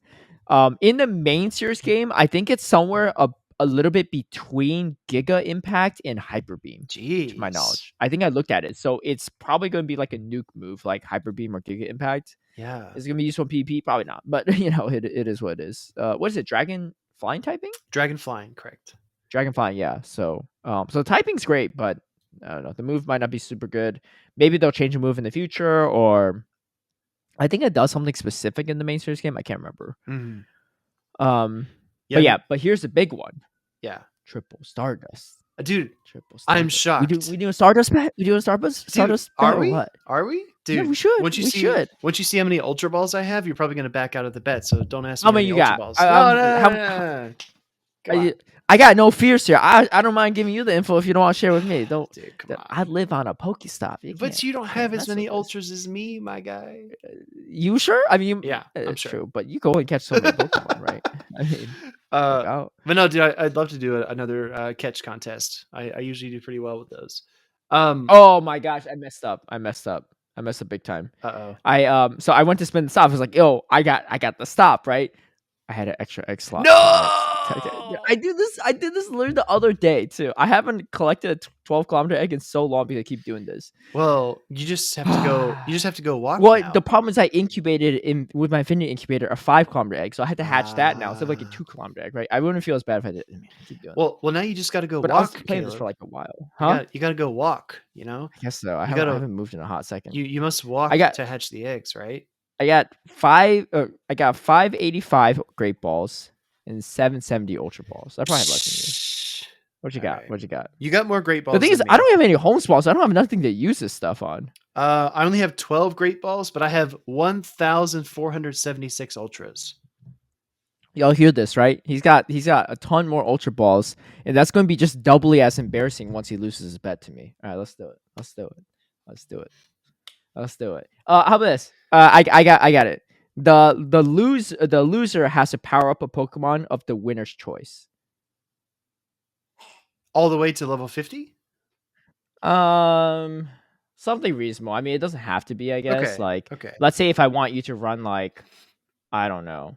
That would be like mean if you were like an Ultra League Murkrow, right? Oh yeah, make you just yeah, power yeah. up to Ultra League. Right? What if you did something like you have to power up a Dedenne to level 50 when it only goes to like 1900? I'd be like, come on, man.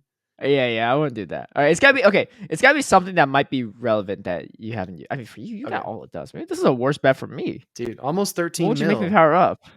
I spent 385K making Sableye for Go Battle Day. Is it the Fortress? Is that going to be the thing? I'm still working on XLs for it, but no, for me. Oh, I have to think about it. I could power up that Bonsley. Oh yeah, the Lucky Bonsley. Level 50. There's a lot of stuff I want to build. A lot of stuff I want to make. Well, yeah, but it's about what I want you to build. It's true. It's true. I lose that agency. Yeah, you did say you have a couple hundo Shieldons there. Huh? I do. I have 3 actually. Yeah, I have 3. Nothing. That's the rank 1 for the Ultra League Bastion. If you didn't know, it's also the rank 1 for the Ultra League Shieldon. So oh my god, double rank 1s. Jeez, dude. It's also the rank 1 for the Master League Bastion. So there's no more classic. No qualms. Jeez. Dude. All right, I like it. All right, let's we'll mark it out. We'll mark it out as a future bet. Let's bookmark that. Loser has to power up a Pokemon the person's choosing. We'll see how cruel this person will be. Karma may come back and haunt them when they lose the next bet. So we'll see. We'll see what happens. We'll see. Triple Stardust. All right. It's gonna be great. Let's do it. Yeah. Let's do it. Yeah. So. Oh wait, do we do the rule where if it's weather boosted, it just doesn't count? Because it's just like too hard over. Well, it probably won't be weather boosted because it's windy and like. True. We're really gonna get windy weather. Yeah, I think it is based on location. So yeah, I think we should have Yeah, that yeah, rule. yeah, yeah, yeah. But I mean, Fortunate. it's probably not gonna be windy here in California, and it's probably not gonna be windy in Mississippi, right? So, Yeah, we'll see. all right, all right, we're locking it in. We're locking it in. All right, So, sounds fun. Stardust is a good one. Yeah, but I think that's pretty much it for that event. We'll see how it goes. I mean, again, Boomburst maybe not that great, but it could be good for. I don't know. It's like Meteor Beam. Right? We didn't think it was gonna be useful at all for Rock and Roll or But whatever. dude, Or what's the evolution? I don't remember the name of that. Gigalith. Gigalith, yeah. But Yeah, hey, but that Meteor Beam. Aurorus be cooking with Meteor Beam. Did it really be? I got cooked a couple times there too. I got cooked a couple times, but You'd be cooking, bro. yeah, yeah. Anyway, February 5th. So I mean, I'm looking for the triple Stardust though. So Yeah, me we do too. have that going for us. So after that, we actually, or not after that, before that, we actually have a Lunar New Year event too. So Yes. let me just mark that real quick. But we have that, and that's upcoming. Is that live right now? I don't think so, right? I don't think it's When is live that? yet. January 19th. Oh, so Yes. in a couple days. So even after release of this podcast, the day after release, we're recording on a Tuesday. But it is the Lunar New Year for Pokemon Go. Or just just in general, not Pokemon Go. And it's I think it's the year of the rabbit. So Yes. Bumblebees, but Bumblebees and Banneries will be spawning more frequently in the wild. And then, different things you can be hatching from the eggs. So a bunch of wild encounters here. I'm trying to think of the good ones. Combee's a big one. Combee's a good one because you get extra dust from that. And then you get Magikarp could be useful for different leagues. That's about it. Everything else like Ponyta, Magmar, Slugma, Numel, nothing wild there. Yeah. And then wait, is there Mega Camrupt? There is, right? So maybe getting a Hundo Numel could be pretty good. Yeah. Mega Camrupt. Yeah, But when it does come to the game, I think we talked about this a bit before. I do think the XLs are a little valuable, especially if you want to build like, for whatever reason, if you want like a Master League Darumaka or Darmanitan, I should say. That seems like fun. Sounds like a great investment to make if you lose a bet. This man's trying to make a Master League If Darmanitan. if I had the hundo, I would make it. It's fun. You better get to catch it, man. I You never know. know when you might lose a bet. Someone makes you power up a Darmanitan. But like you said, the Combee's really good, but also Paris. Those two Pokemon give you boosted Stardust. So Oh, Paris is going to be on here too? yeah, it's in nice. field Wait, research. Oh, field research. Yes. Yeah. So stacking Parises. Dude. Smart. Dude, 5-head. it's full circle. It's full A circle. fungi. It's also a mushroom. We on that mushroom grind. Oh my god, we out here. That's the 7th mushroom for us. We out here hunting shrooms. Where they at? Where they at? That's true. That's true. It's a mushroom. It is. It's like a fungus, right? Yeah, it's kind of like a mushroom. Yeah, it's similar. It's not like shroomish, but shroomish is definitely a mushroom. Paris literally has little mushrooms growing out of its back. Oh, it's like a bug with. It's like a parasite, I think, on top of a creature. It's formed a symbiotic relationship. Yeah. I mean, we don't need the bottom part. We're just gonna cut off the top mushrooms. Dude, speaking of which, I mean, this is a little. Maybe I'll save it for a different time. Okay. I don't know if it's appropriate on the podcast. So Okay. it's nothing I did or anything like that, but it was just a TikTok I saw of like, let's just say they were cooking. So, all right. They were cooking. Yeah. I'll send it to you after, and then maybe you can see if you think it's something we can't talk about. Okay. Yes. Okay. So that's pretty big. Oh, you also encounter Flareon too in the wild, which is kind of nice. That's cool. Yeah. Extra dust too. So event bonus: increased chance to encounter shiny Darumaka. That's a pretty good one. I think I have like 1 or 2, but nothing too wild. Increased chance for lucky Pokemon in trades. Okay. Very nice. That's not bad. I mean, if you're trying to. Sorry, go ahead. I'm trying to get lucky. What's that thing called? Togedemaru. Oh, dude, yes. For Ultra League could be interesting. I saw King caught a hundo, and he said future Ultra League Spice. Yeah. And like, I wouldn't mind catching a hundo, or like, but I want a lucky hundo. Save me some dust, man. Save me some dust. I like increased chance of becoming lucky friends too.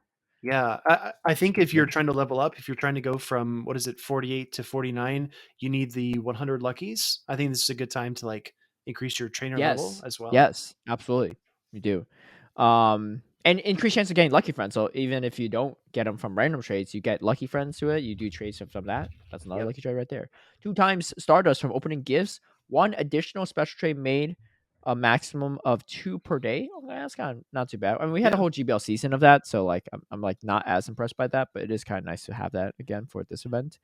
And then during the Lunar New Year event, trainers can choose from several bonuses as a reward for their time research. I actually really like that because we had that during the winter holiday events, Yes. and that was cool because I chose the Stardust Pass, and we Me had too. double dust for these Delibird. I I know. was cleaning up, I just getting I that dust. I like this two special trades per day because it means if you're Mhm. trying to re-roll things for Ultra League like Kabalion, Tapu Fini, that kind of stuff, that's a good time to do that. Yes. Yes, the only problem though is it's paired with increased chance for lucky Pokemon Right? traits. So Dang it. I'm already foreshadowing a lot of lucky like low friendship Cobalion, Virizion, Guzzlord traits. No. But yeah, it's double-edged sword, but it's It okay. definitely is. Um yeah, and then so yeah, the different special research and all that stuff. And then 7 kilometer eggs. Rare loose in the 7 kilometer eggs. Kind of nice. Kind of nice. Mm. Chingling. Do you get extra dust from Chingling? Because the evolution I has think it's just Trimeco, extra right? dust. Oh, is it just Chimecho? It might just be Chimecho. I believe. Darumaka, glaring Darumaka, it's okay. But Scraggy's not too bad. If you Mhm. need the Ultra League one. And then yeah, different stuff in the raids. Regice is coming into raids. Mm. I I mean, I tried I'm not Regice. super excited about Regice, but like it's more so Registeel and Regirock might be on the horizon. That's what I'm hoping Yes. for. Yeah, same. I tried Regice in Ultra League back earlier on in the season, I think, and it was just it's Regice is not it. It was ranked so high too in the what do you call it? The Ultra League Holiday Cup Maybe meta, that's the and one. like no one ever used it. Yeah, maybe that's the That cup I maybe that's what it tried. used. Yeah, yeah. 'Cause I Uh, think you told me it was like underwhelming, even though it's ranked like number 5 or something. super super underwhelming. Yeah. You probably just need to land every move. Yeah. Oh, on top of that, the field research. There's a bunch of different things here, but in Mhm. Hop of Paris, we got Combi as well. Yeah. Pretty Yeah, nice. that's Extra legit dust. for Extra dust. Stardust. Dude, I Stacking can't wait. Combies and Parises leading up to Bro, Noibat Day, dude. dude. Dude, Yeah. Your brain's about to boom let's. burst. I'm gonna need a mushroom after that. Yeah, we're gonna be on that mushroom diet. Maybe that's yeah. But Oh my god.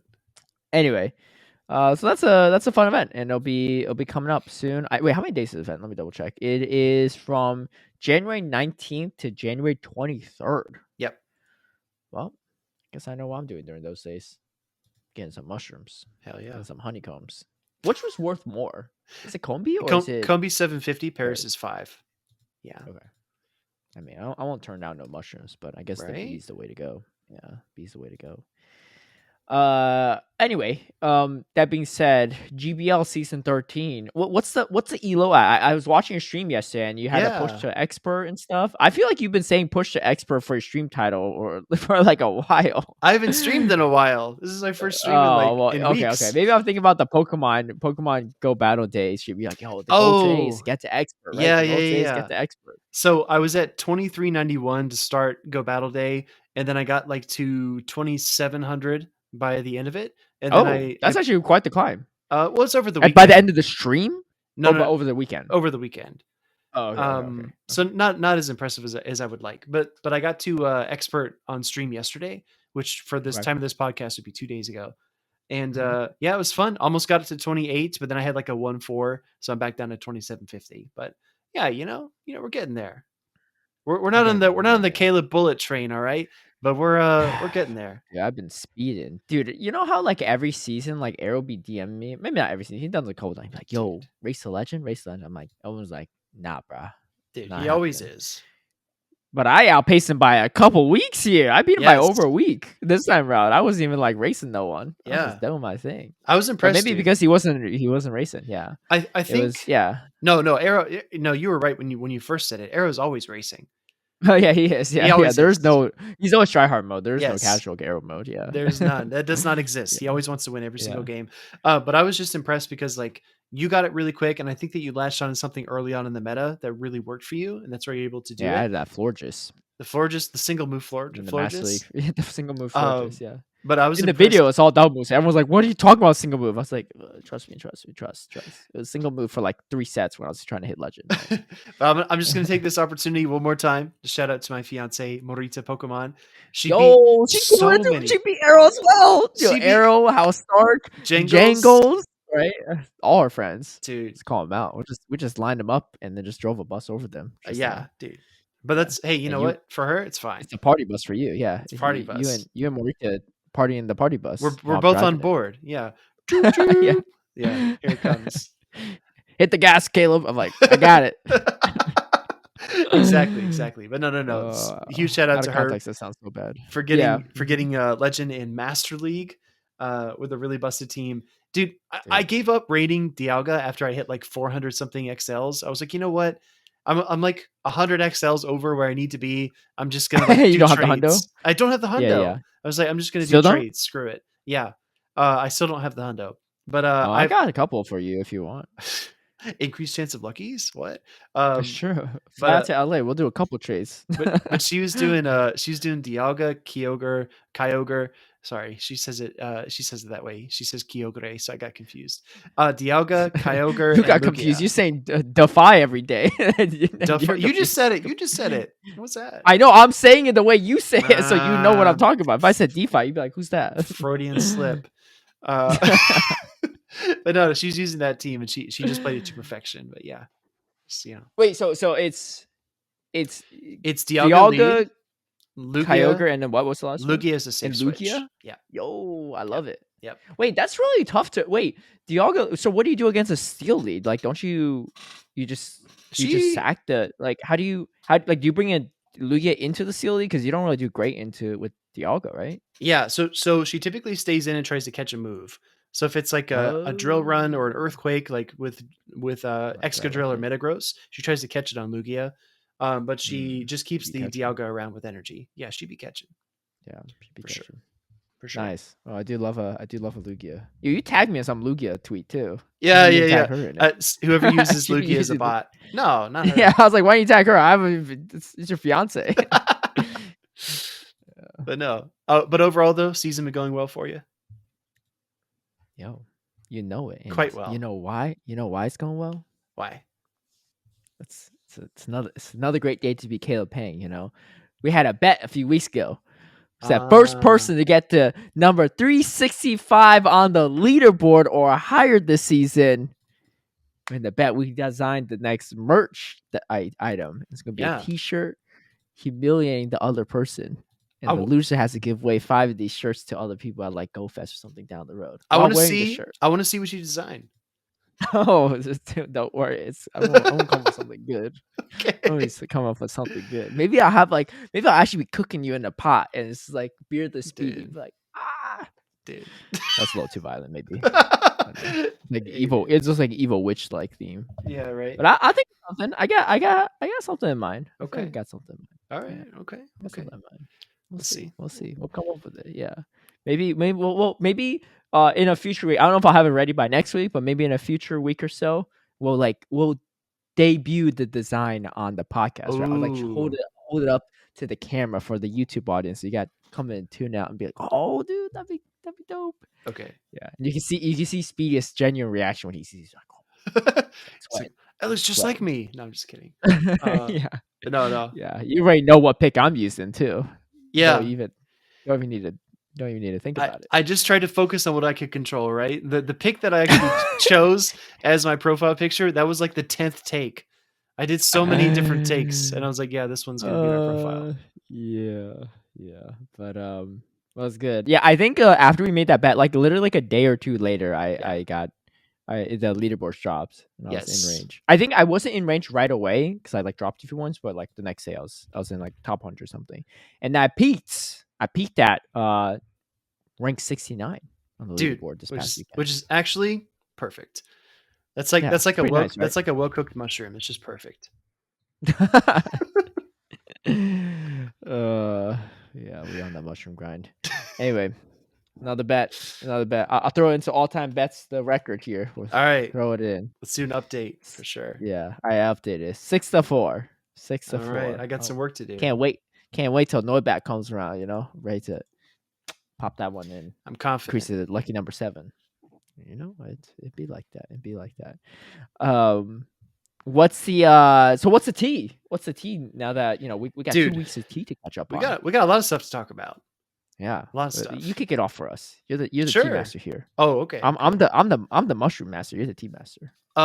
So okay, so the first segment, right? We got 2 T segments here. So if you're not interested in this first one, stick around for the second one. But the first one Oh, I I like that. I like that. I wanted to talk about was toxicity in Twitch chats. And we've seen a Mhm. lot of streamers lately who have come out and they posted twit longers or, extended threads about why they make certain decisions or like why certain things are happening in their streams. And a lot of it comes down to how the chat is treating the streamer directly in terms of comments they make, in terms of sniping, in terms of just how they are treating the streamer who's like sitting there reading all the messages, putting up with it. um and I really feel like this whole thing is interesting because we're seeing like an evolution of Twitch chats, because Twitch is a platform, right? Obviously existed way before Pokemon Go PvP did. Twitch has always been like a trolling environment. People are always posting memes. The reaction emojis are always like really cheesy or like really gross. And it's always been like a very I don't want to say hostile environment, but there's definitely a lot of like, back and forth on Twitch. And Mhm. some of those Twitch chatters are like the most loyal. And we saw this a lot in CCO's channel, right? Because his chat would come in when he was streaming and they'd be so toxic. They say so many things. They call him a loser. They say he was ugly. Say he sucked at the game. They would make All fun of true, by him. the way. All they'd say all these things Kidding. about CCO, right? But they would show up Yeah. to his streams time and time again, and he would get 300, 400, 500 viewers or more for his streams. And I feel like a lot of people who wanted to stream, who got into it later, saw that and they're like, oh man, that's how Twitch is. That's how my stream needs to Yeah. be. If I'm going to get a good viewership, Yeah. that's what I need to be like. I want to, be similar to CCO so I can get the same Mhm. viewers because they're loyal, they're active, and they're fun. And Mhm. a lot of streamers, in my opinion, tried to pick that up and they've been going with it for, a year, 2 years, and now they're sick of it. And they can't take, Mhm. getting sniped 5 times in a row by their chat. They can't take like making a misplay and then everyone in the chat being like, Omega lol, Terabad, awful player. Why is this person streaming? Let's just raid somebody. This sucks. They can't take it Yeah, yeah. anymore. And it's just interesting to me to see like people set certain boundaries and then change their minds and be like, you know what, I can't do it anymore. Like it's affecting my mental Mm. health and I want to change it. I don't know. What Yeah. what, what do you think? Um, that's interesting. Well, so before I share what I think, what is your so you said it was interesting, but what is your take on the situation, I guess? In terms of like what I think about the post, Well, not about the post or itself, but like like the whole concept of like, um, I don't know. so I feel like it's like so a I'm a good I'm like I'll expression for this. I But, think I know what you're getting at. So I'm a big believer in setting culture. I feel like mhm, the first time you show up to a new like group or a new job or a new task or a new role, you have to like set the culture from the very beginning, because once you set a mhm, culture, it's very, very hard to change it. If you walk yeah, into work one day and everybody's just kind of standing around and they're not doing much and they're not very active, and your manager is like, oh, whatever, I don't care. Based on that experience and maybe a couple days after that, if it's the same, you're going to settle into that routine and that's how you're going to mhm, believe things should go. So then when things change, it's really disruptive. You're like, oh, I actually have to like go and do extra work and like extra tasks. Like, what is this? But right, but but on the opposite side of that, if you walk into work and everybody's really hands on, they're doing their job and they're actually like going above and beyond, you just assume that's how it always is going to be. So the problem I have is like people set this culture in their streams where it's fine to like snipe the streamer or make fun of them and tell them, how they look a certain way and like, laugh about it and pretend like it doesn't bother you. And then like change your mind later and say, oh yeah, I actually don't like mm, that. Right. I feel like it falls on the streamer to set a better culture and a better example, and not to just like bend over backwards to accommodate people who actually don't care about them. yeah, yeah. That's a good point. I think so. I'm trying to wrap my head around this too, right? Because you're saying like, oh, people like watched these streams like especially like CCO, right? And be like, oh yeah, like that's kind of content I want to make too, right? It's fun and stuff like that. I feel like not only did they see it, they might have been in those Twitch chats, right? They might have participated and be like, yo, this is my friends, like we're all roasting CCO together, right? Like, Yeah. hey, roast me next, right? Like I'm ready for that, for the limelight too. And I feel like it's probably like one of two. It's probably like a few different things, right? Hmm. Because I don't know if people would put themselves in that situation or even like talk to people on Twitch until they saw CCOs like those kind of streams, right? Hmm. It's very like some of it's like kind of Twitch culture in general, but a lot of people weren't exposed to Twitch culture until like Pokemon Go streams. Hmm. I know I haven't, and some people have. Like I think CCO was right because he was a big XQC fan and a bunch of other things, and so Hmm. he actually knew Twitch culture much better than most people going Yes. into it. Yes, he And did. so I wonder if part of it is also like if you're in those chats, you're finding a great time, you love the roasting, you love like the different like like making fun of like the streamer posts and stuff like that, and the copy pastas. You're like, yeah, this sounds like a great time. I'm having a great time. I don't. Let's try it, right? Because Yeah. and they might not have known what they're signing themselves up for, right? Because they might be like, Yes. yeah, on the receiving end, this is not as fun as I thought it would, or like, I mean, like, yeah, this was fun in the first like few months, but like it's been a year and it's getting kind of old, right? Hmm. But for the viewers, they're still having a great time because they've never been in that situation, right? I think Yeah. like maybe these streamers that came after CCO that try to emulate that, or other streamers you may have seen, uh, you know, now that they're on the other side of things, the grass is not always greener, right? Yeah. In that regard. So Agreed. I wonder if part of it's that, and then the other thing is like I think we all have like different role models and stuff, and sometimes we try to emulate, right? My own personal philosophy is I think like as much as you want to emulate someone else, at the end of the day, you should still try to be authentic to yourself, right? And who Hmm. you are, right? Like you're like I mean, I say this, but I think it's true. Like no one, there is not going to be another CCO, right? You're not going to be the next CCO. You could try to be, Hmm. right? But you're just even if you're trying to be, everyone else is already trying to be the next CCO too. Like you're no different than the other people, right? Like he's the original, and his thing worked because not only was he the original, but he did it well and everything like that, right? And I think like not you can't try to be like CCO because you're not CCO, right? Like everyone's gonna be a little different from CCO, and maybe they're similar, but if you're trying to be like him, it's a little different. And I don't want to put words in people's mouths or whatever. Like maybe they're not trying to be him, but I think for some that are emulating that style and trying to be like that and try to Hmm. gather that sense of humor, I think it works if it is your sense of humor too and how you talk. But if it's not really how you behave on a regular basis, I'm just like, then like why put up Yeah. the act? Like why pretend for several hours a Yeah. day? Yeah. Exactly. And it's a very common thing, right, on not only Twitch but YouTube and online social media. Like, oh, we're doing it for the content. We're doing it for the content. And I feel like doing things for the content at a certain point can get like pretty exhausting, right? Because you're Yes. impersonating something that you're not. Unless you're doing it for the content, that's who you are, right? I feel like a good example of this actually like I feel like Logan Paul and Jake Paul are great examples of this, right? They're like always doing stuff for the content to the point where I feel like that's just become who they are at this point because they've Yeah. been doing stuff for the content since like, dude, they're like Disney kids, right? Weren't they Disney actors when they're younger? And they start doing Vine, and then they start doing like Yeah. YouTube, and then like now they're like doing all I don't They've know what just they're been doing, right? riding Everything. whatever wave Yeah, they're comes. like Yeah. they're trying to do the most outrageous thing after most outrageous thing and most and now like it's like almost becoming ingrained in terms of like who they are, but Yes. maybe their personality has changed because of that, but that's the thing. Like when you're doing for like I do not believe that when Jake Paul and Logan Paul were born and they were like in like they were like this, right? Their Yeah. whole life, right? Yeah. Obviously you can change throughout your life and stuff, but um it's like a balance, right? Like there's things we do for content, like you shaving your beard for the bet. Technically, that's doing it for the content too, but Yeah. it's something that like you didn't really have to change your actual identity for. You just had to change your physical identity a little bit, right? But Yeah. you didn't actually change who you were as a person. Like it's not like when you commentated or when you talked, it was any different, right? Hmm. You didn't change as a person, right? Like if you change as a person, then your fiance would really be mad at me, right? Yeah. Not only Right. that, I physically Yeah. change you, I mentally change. You'd be like, Yeah. go shave Speedy Chief is more mean than bearded Speedy Chief, right? That'd be wild, right? I did Yeah. get some comments that bearded Speedy was better with technology because I had a lot of a lot of problems. Excuse me, a lot of problems with my screen mirroring on my stream yesterday. Oh yeah, you can blame me for that one, I guess too. Yeah. Yeah. Already did. Yeah.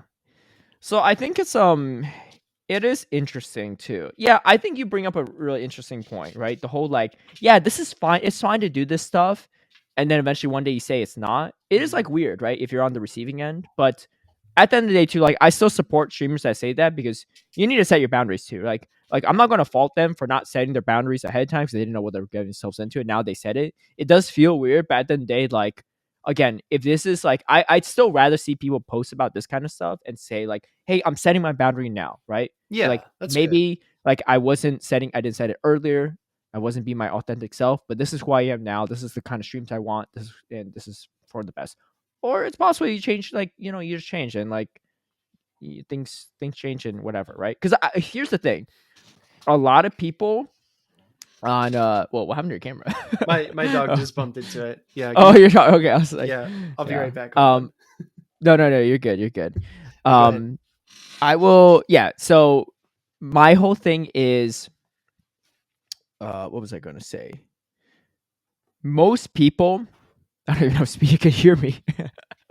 But so actually, I'll just wait for him to come back because I don't want to say something. He's gonna be like confused. Anyway, hope you're all doing well. All right. We'll just Sorry. pretend we said something really big. Can you hear me? Yeah, I can hear you. Were you able to hear me that whole time, or you hear me No, now? no. I can hear you now. Oh, okay. Yeah, we really talked about how you changed as a person too. You did a lot of stuff for the content, and here you are. I know, dude. I sold out. Inauthentic. Yeah, sold out. I'm just kidding. Anyway, so what I was gonna say is, I think it's very interesting when you meet a lot of these streamers in person, because majority of them, from my experience, are not like who they are on stream. Yes. CCO is a perfect example of this, actually.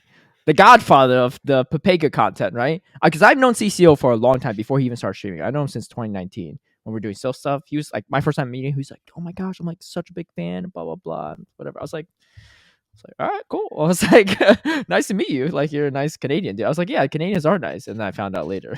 But but we've been friends for a long time, and like I've always enjoyed spending time with him, and like he's a good friend of mine. But his stream persona is wildly different, right? And even in person, sometimes he has the stream persona a little bit, right? Because he knows he's on, like some people try to take videos of him, or he's taking pictures of people, or like they're kind of expecting him to do that. So he's like kind of egged on by it. Yeah. And maybe also some of his confidence has grown from streaming, so that's also part of it.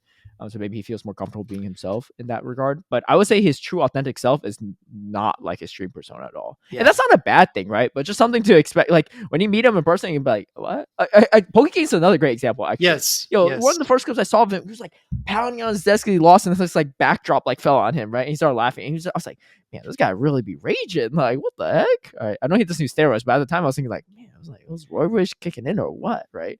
Obviously it's not the case, right? He's all natural.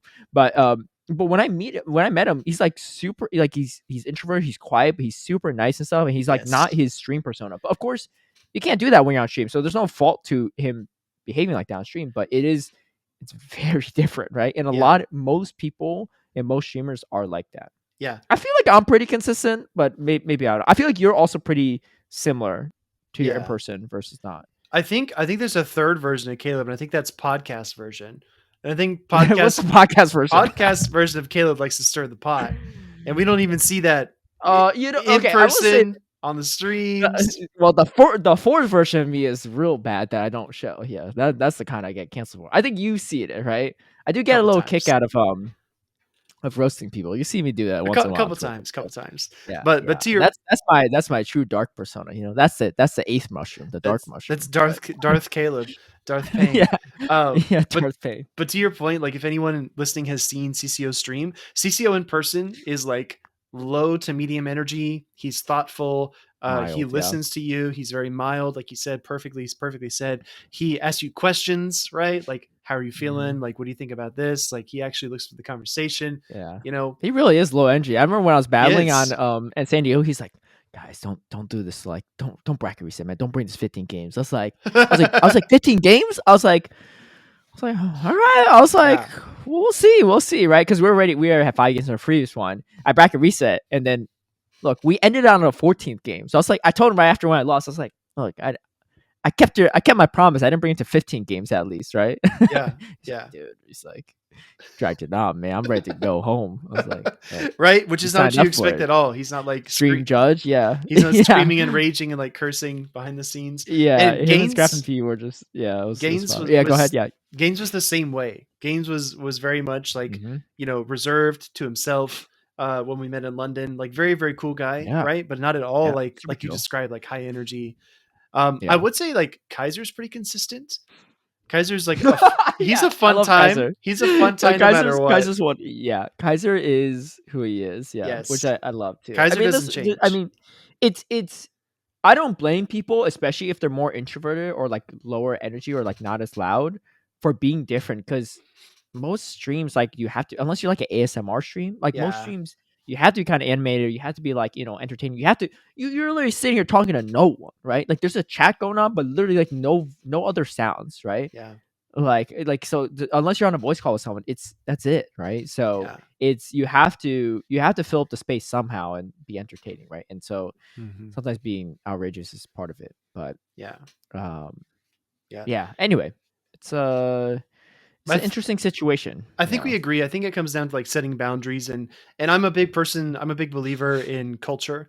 Or like I was saying earlier, I really feel like what you accept when you first start off, it really says a lot about what you are going to accept going forward. And it's tough to like, Hmm. change. Yeah. Yeah. So, Yeah, I think so. just my opinion. um but I do commend the different streamers for coming Yeah, out and saying, like, hey, look, I'm gonna draw the line here, right? And it's good. exactly. It's never too late, right? It's good to set that boundary and see like kind of how people adjust, right? And like Yeah, like maybe people they were cool with it, they thought it was funny before, and they're tired of it, right? It's a yeah. little rebrand or whatever, and I don't fault them for that, but I mean, I didn't like it when I was close to Legend a couple seasons ago, and I had not seen a hair cross in like I don't know how many sets. And then I'm pushing for Legend in like the 2950s, and I see three hair cross in one there set. was a season you didn't hit Legend too. Yeah, yeah. Yeah, I remember that. I remember I I was was watching like, your stream. dude, what is this? Yeah. It's not You fun. always got that in the back of your mind. You'd be like, is someone Yeah, really sniping? Like, what? yeah. And also, sniping is against Twitch TOS, by the way. Like in I general, mean, in any yeah, game. but people be doing it. People be People be doing doing it it. all the time, right? But no, Yeah. no. To your point, right? Like I think I had my fun earlier when I was like, yeah, this is interesting, right? Maybe there's a bit of sarcasm in my voice there, and it's not like trying to come from a place of superiority in any way, because I love to grow the game. I think it's important that more people are streaming. I wish more people would do it. And if the alternative that we're looking at is that people don't establish boundaries and they continue to let this wear them down until they stop streaming, I obviously don't want that, right? And Mhm.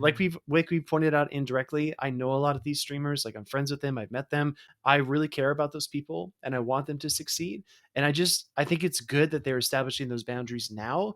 I Mhm. guess the hint coming from my voice was just that I've seen those toxic people before, and it's hard to say no to getting additional viewers. It's hard to say Yeah. no, especially when you're trying to grow and you're just starting.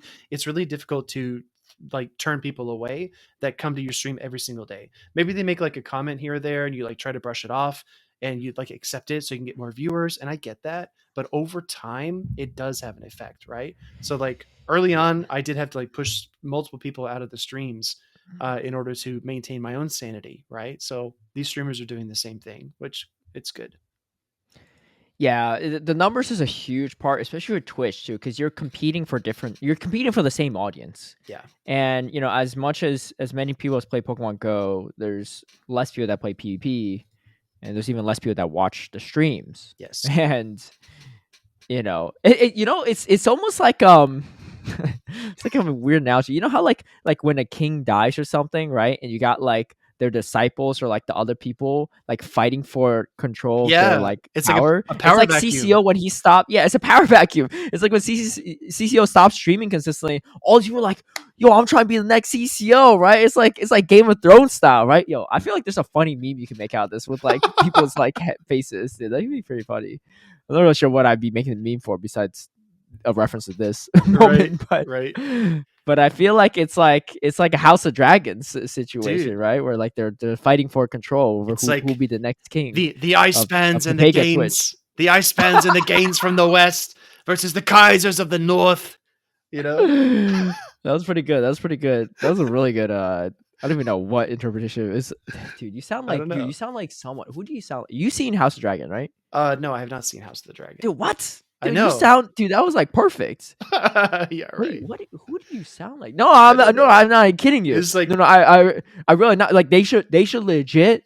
They should legit like cast you for like a like grow no, out the dude. beard and they legit should cast you for something. That was Just to get the literally accent. just angsty English English peasant. No, that's perfect. You sound legit like one of the characters from the show. You haven't even seen Game of Thrones, have you? I've seen pieces, but not all of it. Pieces, okay. Yeah, yeah, yeah. Oh man, that Yeah, was pretty no. good. That was really good. You would have me fooled. I'm behind. But yeah. Wow. Yeah, they're all Anyway, battling for the throne, dude. Don't let CCO listen to this. His ego's gonna explode. dude, his ego's too big. He thinks he's probably too good for this He podcast. probably Yeah, but does. yeah, that's okay. Well, I put him in his place. He's not too good for it. He's washed Okay. up. Okay, nice. You know, people roast him in his Twitch chat about this stuff, right? I don't even roast him. I say it for real. I mean it when I say it. I've seen I mean Caleb. what I I've say. actually witnessed Caleb saying it to his face to face. Yeah. There's a clear relationship between me and CCO. Like he's like, I'm the alpha and he's like the omega. Like he's like at the very bottom of the food chain. You know, when we interact. Jesus. But it's fine. It's fine. um, Oh man. yeah, he might be taller than me, but it don't Yeah. matter. Don't matter. Don't matter. And the next T topic. Yeah. It's Double T. let's double T. You know what? Let's just even just throw it in here so that we can actually so that everyone can see exactly what happened. All right. So let me just insert the timestamp here, but I'll post. I'll send you a DM of this so you can see exactly what I'm looking at. Sure. But it's gonna be the first original discussion point here, and I'll put it on the stream right now. It's going to be Dancing Rob tweeting out about someone's kilometers when they did a raid. He said, might be the highest number I've seen after raid. Blot out the person's name. It was the walk star, and it was 481 kilometers walked. It has 861 likes, 32 retweets, and 100 comments with 153,000 plus views or impressions. Impressions, Yeah, views. And then you know, there was a bunch of comments on that. One guy, Mythical Hitch, said, "Can you care to post a screenshot of your kilometers walked and your start date, then break down how many kilometers you walk per day?" He said, "Here, I actually start." And Rob says, "Here, I actually started again in February, 2019, though, so it's roughly about 56 kilometers, over 56,000 kilometers." Over 1,500 days, about 38 kilometers per day. Around 43 kilometers I did between February 19th and summer 2020, though. So my ratio there is higher, right? Which is a lot. And someone said, and the same person said, thanks for the reply.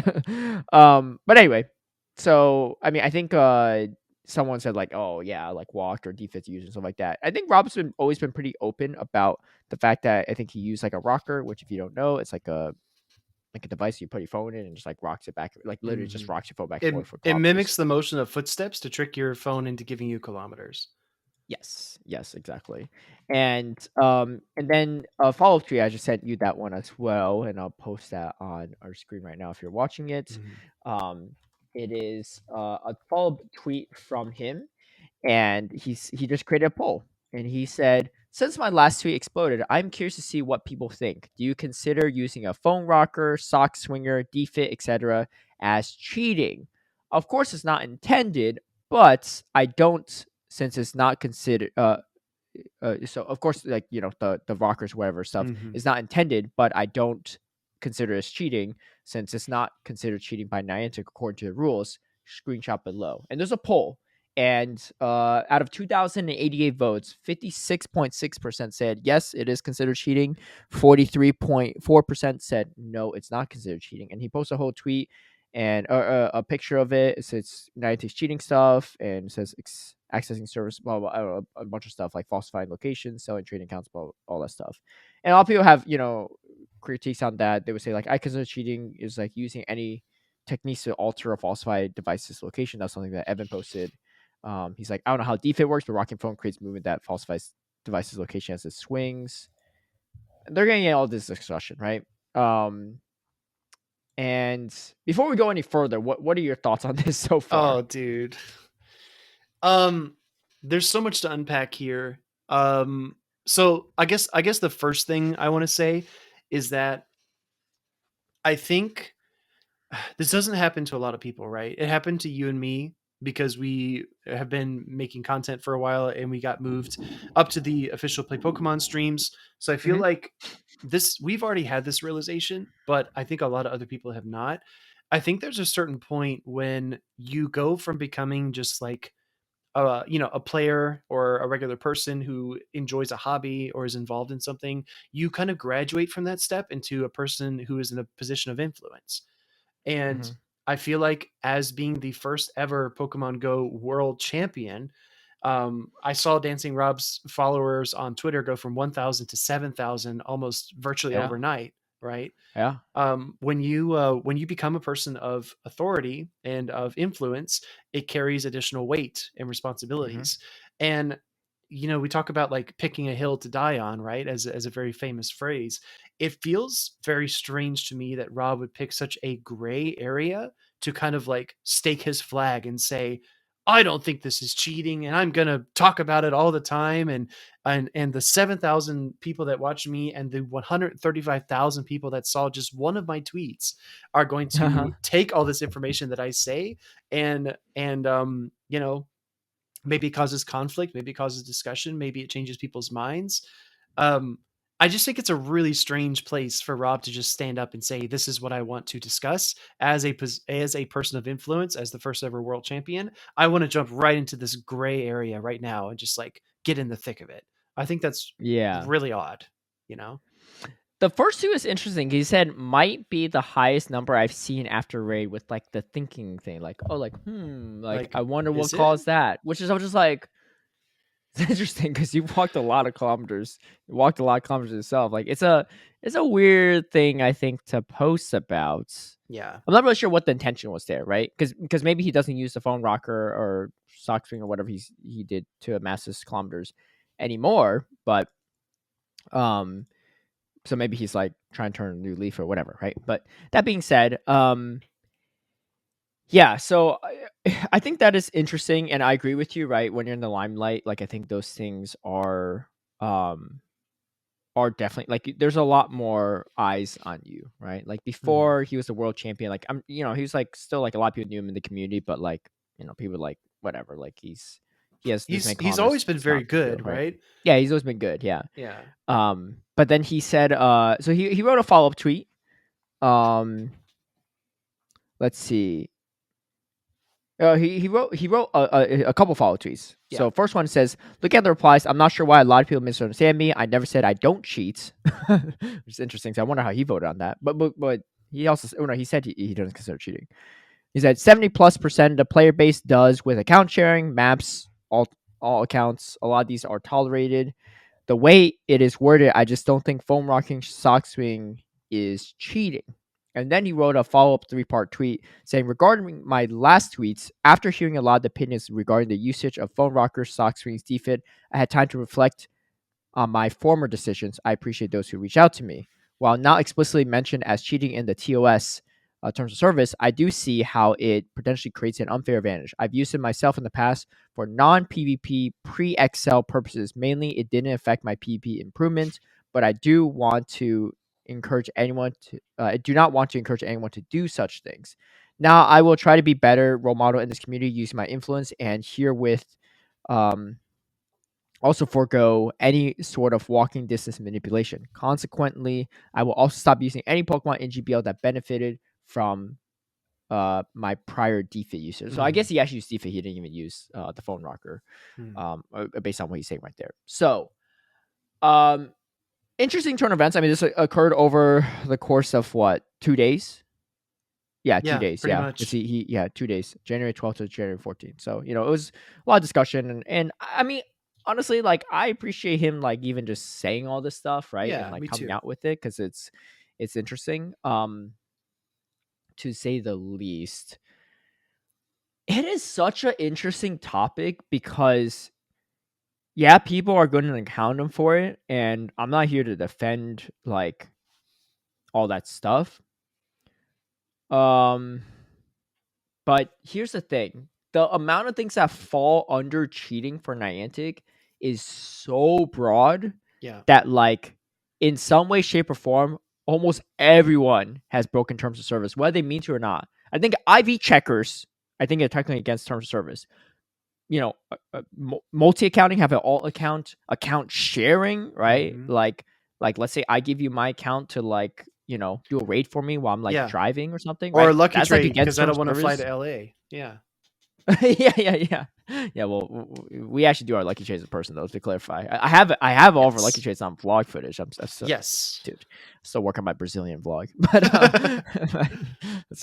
but that's neither here nor there. But yeah, those kind of things. I mean, dude, talking about, like, we talking about coaching for PvP. There's some people that play PvP for other people, right? They just play on the account.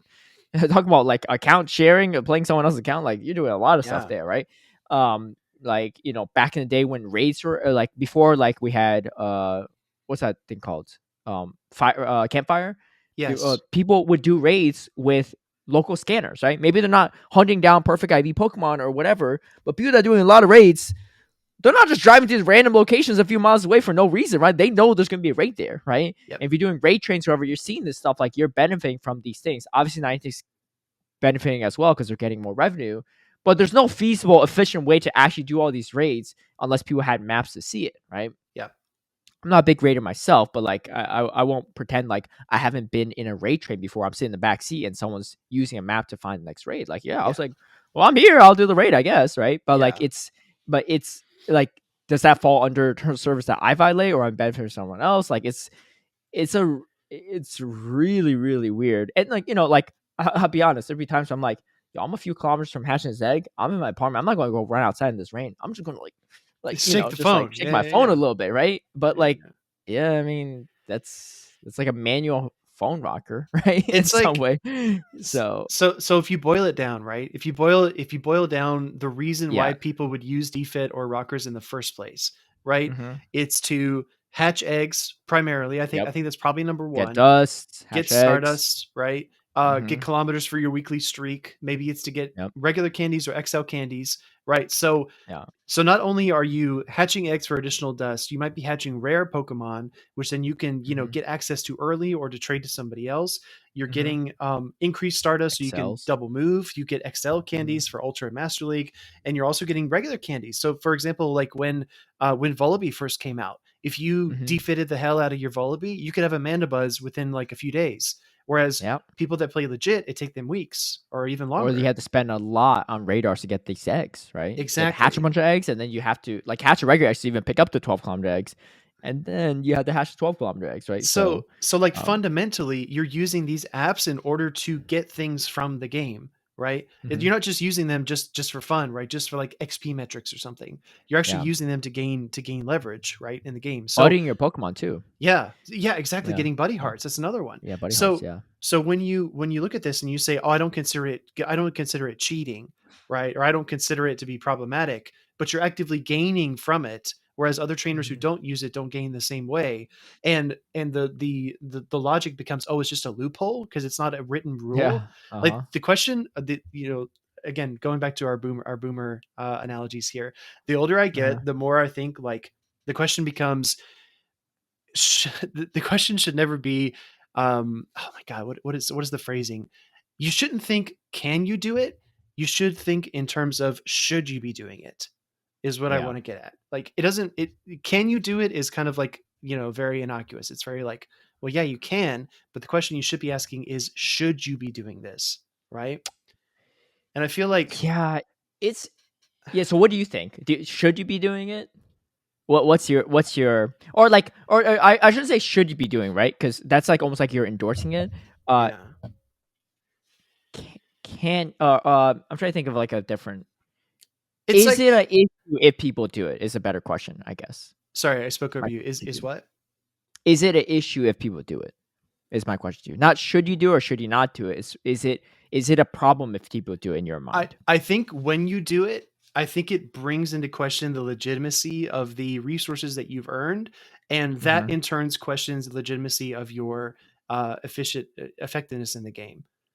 right? Mhm. So like if you were one of the first people to get Kofa Grigas, this was a huge debate in Oh, GBLA. yeah. Huge debate in Yeah. GBLA. Level 50 Kofa Yeah. Grigas within like a few days of it No coming out. treble clef, baby. That Yes. guy had it. Him and Yasser had that Kofa Yes. real quick, And yeah. and They were open about it, though. they got ripped by the community. It doesn't matter if they're open about it, right? Mhm, People yeah, that lost to them felt like they were losing to a cheater because they had yeah. gotten that Pokemon in a way that obviously you couldn't do it without third party app help, right? Mhm, They felt like they were being cheated. And then the yeah. community just ripped these trainers apart. Like this is, not cool.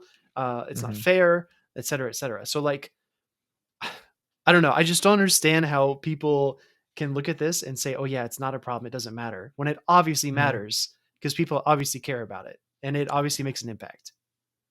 Yeah, it's so interesting too because especially when XLs first dropped or these Yeah. new Pokemon first were released, well, Cofagrigus was just not spawning in the wild, right? Because Halloween, who had like 250 something of Cofagrigus to trade people, right? Like you just had one from before just to collect it, right? But you Yeah. didn't. It wasn't going to be good. So that was like really hard to actually have like right away. I think like Ultra League just started when that happened.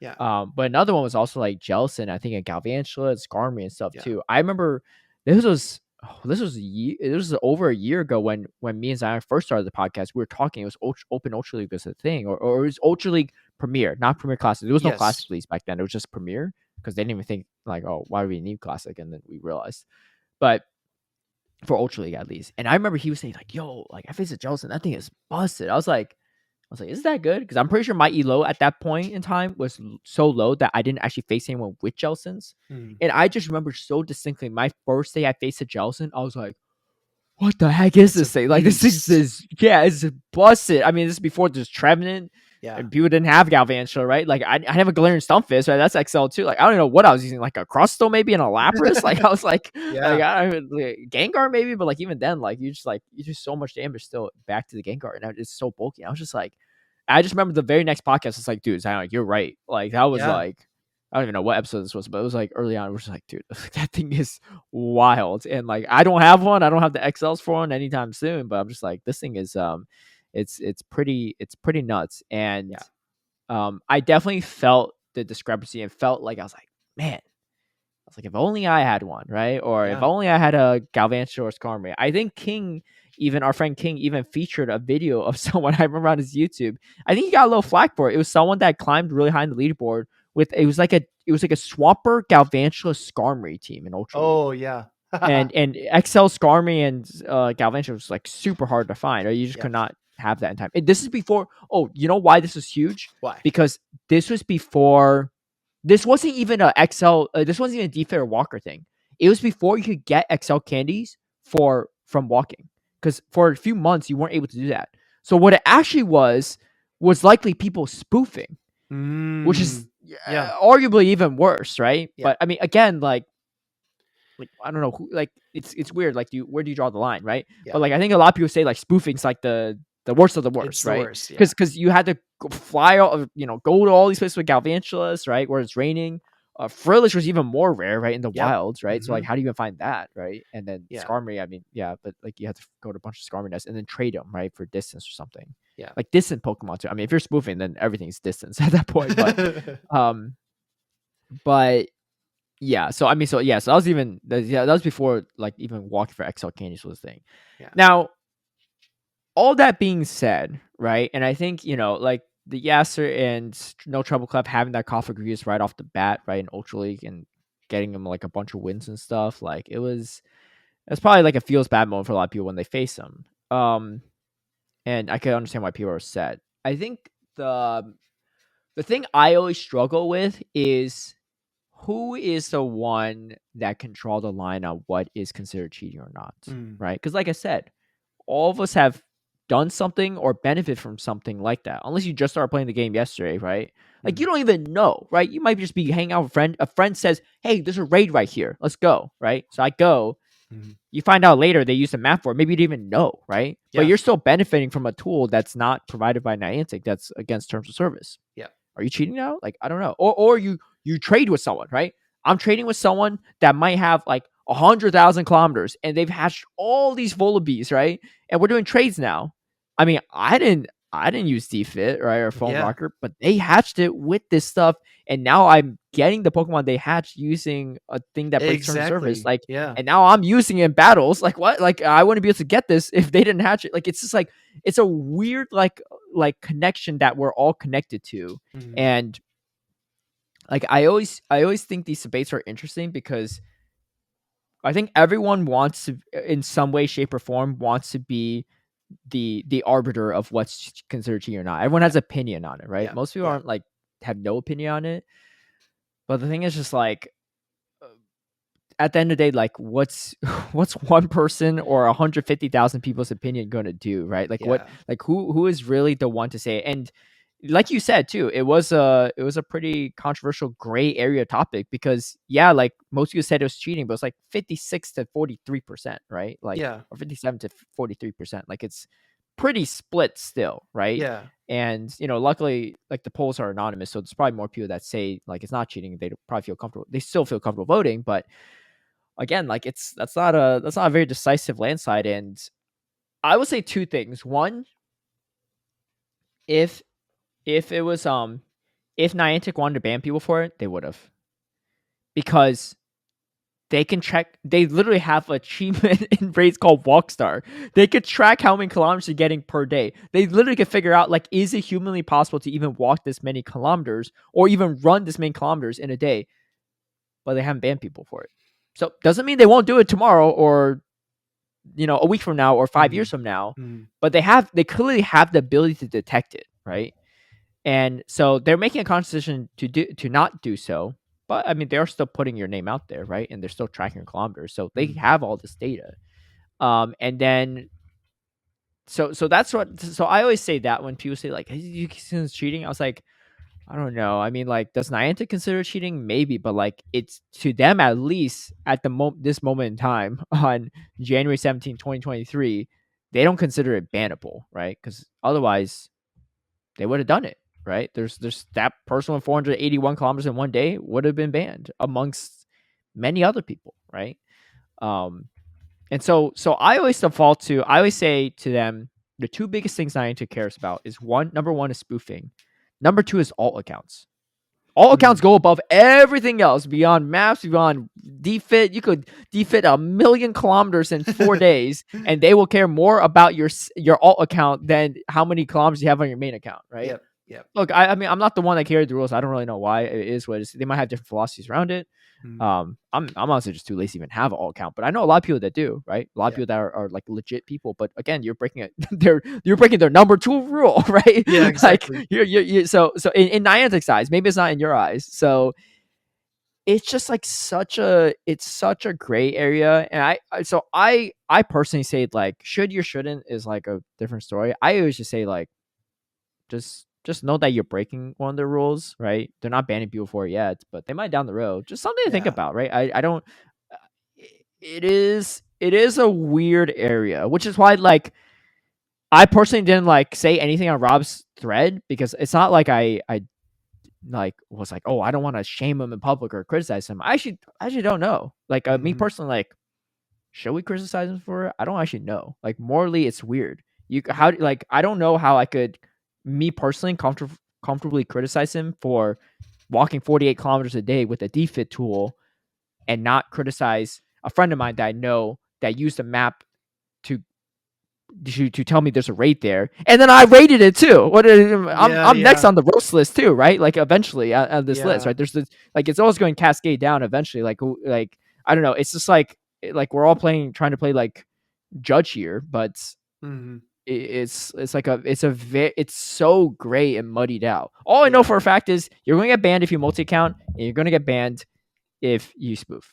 Yeah. If they find out about those two things, Yeah. everything else, I don't Yeah. know. I've always felt like I agree with you. I've always felt that defit and the kilometer abuse, it could be a bannable offense in the future, and that's why I haven't done it, right? I just don't feel like, first of all, I don't feel like it's a legitimate way to gain a lot of resources. Mm-hmm. Secondly, I feel like I don't want to do anything to like endanger my account or do anything that could, disrupt Niantic or the Pokemon company. Like I recognize like what you and I have going with TPCI is a really, really good thing. And I do Yeah. not want to mess that up. So I'm not going to jump Uh-huh. into this gray water pit of kilometer debates, right? Because I don't ever want to get into that nasty water if I can stay out of it, right? Um, and again, it comes down to like, could you do it or should you do it, right? And it, the analogy I wanted, or the example I wanted to give was like, imagine a person who works like a 9 to 5 job and they don't have time to like go outside and hatch eggs all day, right? Because obviously they're Mhm. at a desk, they're working. But the person who has DFIT on their phone can just queue up the incubators, put DFIT on, do their 8 hours of work, and they hatch like 20 eggs in a day, right? If they want to pay for the incubators. It's just silly to me that you're telling me that somebody who hatches all those eggs every single day, gets all those free kilometers, all the candies, all the Mhm. excels, all the experience, all that stuff, is not getting some kind of benefit that the person who can't do that, doesn't have access to. It just doesn't. You you actually get also extra dust at 100 kilometers. I've done that like once or twice Yes. when I was like really grinding hard, Yeah. and I was like, wait, I got like way more dust than It's a usual, and huge you get like upgrade. at 100 kilometers. But like people don't even know that. Most people don't Yeah. even know that because they don't hit 100 kilometers. I feel like there are two reasons Niantic hasn't cracked down on the defitting. One Hmm. is because you make a good point, right? Like you should be able to tell what's humanly possible and what isn't. But then Yeah. again, that is though going into like single account auditing, tracking the movements throughout the entire day, like cross referencing the GPS position with the distance. Hmm. Like that's a lot of work, right, to do it. Yeah. And secondly, because it's a third party app that isn't directly connected to Pokemon Go. It's just connected to the device. For example, Yeah. like the modified software for the spoofing software is like a direct, it's like it has overlaps with the actual Hmm. programming of Pokemon Go, Yeah. but DFIT and Overlay. Pokemon Go both draw from the same like physical location data or the same like health data, for example the Yeah. iPhone, right? So Uh huh. there's no like direct connection. It's hard for them to like Uh huh. determine exactly how closely they're related. um but the final thing I want to say is that I feel like this is very similar to the discussion we had with BMs, right? If you're the person that goes up on stage and you power whip a Noctowl, everybody saw it, everybody knows it, and you got to own it. You got to own it. And if you walk up and you have 75,000 kilometers on your phone, people look at you and they know it. And you got to own Mhm. it. You can't just say, "Oh, Yeah. it's not really cheating, or it's not anything, like don't worry, it's not against TOS." They see the kilometers. We all see the kilometers. And if you rocked it, you got to own it. That's all I'm going to say. Hmm. Yeah. Yeah, and that's something I do appreciate about Rob is he's always owned it. I don't think he's ever denied having Yeah. a And phone he's rocker, he's a taken a Deefer or lot of crap something. for it. He has. I remember you actually called him out for it once. Do I'm you remember sure. this I'm back in the sure. day? I think you said something. I think he said something about I've his kilometers once, and he said, "Yeah." He's like, "I use a phone rocker." He like just Yeah. responded. He's like, "Yeah, I use Yeah, a he phone did. rocker." I probably was Yeah. pissed off because the Jellison beat me in Ultra League or something. Yeah, it was a while ago. It was before he was world champ. It was like at least over a year ago or Yeah, something. yeah. But I remember seeing, I was like, dang, Speedy coming for Rob today. I was like, what's going on? Well, you and I have known Rob since ADL and even Yeah, prior. yeah. Like we've always Hmm. known him, respected him as a really good player, and like I consider myself in good standing with Rob. Like I think we're friends. We don't talk very often, but I respect him a lot. And Yeah. yeah, just this whole debate was like really questionable to me. I was like, man, this is really like where you want to go with this, you know? Okay. I think it's interesting. Me personally, I think drawing a line between cheating and not cheating is such a great line. Um, Yeah. I would say 95. No, I would say like 98+% of us are cheaters. I would say 100% of like people that play the game consistently have cheated or broken some TOS at one point in time. I would say that. I would say boldly say that to a degree. Actually, let's say 99%. Let's say 99%. Okay. Actually, I don't know. I don't know. IV checkers are so weird. Like, who's not checking IVs? Like, if you play PvP, you're doing PvP. Like, if you are trying to get a rank of a Pokemon, no one's sitting there by hand calculating it out and doing the math, right? You also don't know the possible spreads. You literally, if you use a rank checker in any shape or way form, you cheated. I You think broke TOS. there's a correlation between like being a casual and violating TOS, right? Like Yeah, yeah, the yeah, least casual you are, yeah, you yeah, know, it probably is yeah. like a relationship there, like the F around and find out graph, you know? Yeah, yeah, yeah. We've been effing around for way too long at this point, so Yeah. we found out. Too many mushrooms we We found out. found out way too many IV spreads at this point. For sure, for sure. I will say you also brought up a really interesting point earlier. Is now that we partner with Niantic on stuff, and obviously because we were streaming, um, that's something that you have to if it's something you aspire to or someone aspires to down the road, like you can't be doing this kind of stuff, right? So Yeah, so yeah, like you don't think they check our accounts, right? Like I mean, yeah, like if me and Speedy walk like 1,000 kilometers tomorrow, like they gonna know, right? They gonna flag us. Like we obviously have to sign NDAs and do those stuff, but like yeah. they check to see if we be like good representatives of the community. And Exactly. so Yeah. like these are things that I mean, not most people won't do that. Most people don't even care about that, but Mhm. that is a really great point to make for those that do Yeah, if want you that have kind of relationship. aspirations to work with Niantic or the Pokemon Company, it's not a good start to be vocal about these kind of debates. Oh, Caleb, Yeah. you remember that Pokemon you traded me from Singapore that one time? I'm just kidding. Okay. I'm joking. Yeah, it's a Singaporean egg I hatched. I'm Got joking. from my friend Brandon Ton, There it is. There it is. Yeah, yeah. Don't worry. I thought I really thought about my alibi speed. Don't try to do this. Come on now. I'm ready. Fair enough. You're too smart. Too smart. When's Caleb Payne not ready? Yeah. I'm the you talk about the mushroom king today. I'm the Among Us king, man. I got all the alibis and lies ready. Or are they lies? They're just truths. They're just Yeah, truths. let's just call them insurance policies. Got it. Yeah, yeah. Anyway, what a great time. We don't have any. Oh wait, we have a regional coming up. It's not in North America though. It's Liverpool, Yes, you're and right. I believe they're over 128 competitors, which is pretty big. I think this is going to be the biggest we ever have, right? Because Woo! there used to be capped at 128 for all our Yes. tournaments, but for Liverpool, they've actually expanded. Do we know how many? Can we find out how many they have? I'm Is there a way to check actually this out? Is that Arcanine? I'm actually not entirely sure, to be I honest. wonder if there's a way. I know you can check it out. I know you can see it if you're registered, but if you're not registered, oh, I don't think so. I don't think there's a way to see it. Yeah, I'm I not want sure to. unless we're registered. Yeah, we don't have access, right? Yeah, I'm trying to see if maybe if we sign in, we have some type of like higher access because we're commentators. I doubt it, Yeah, but maybe the staff um, login. yeah, staff login or something like that. But it'd be cool to see how many.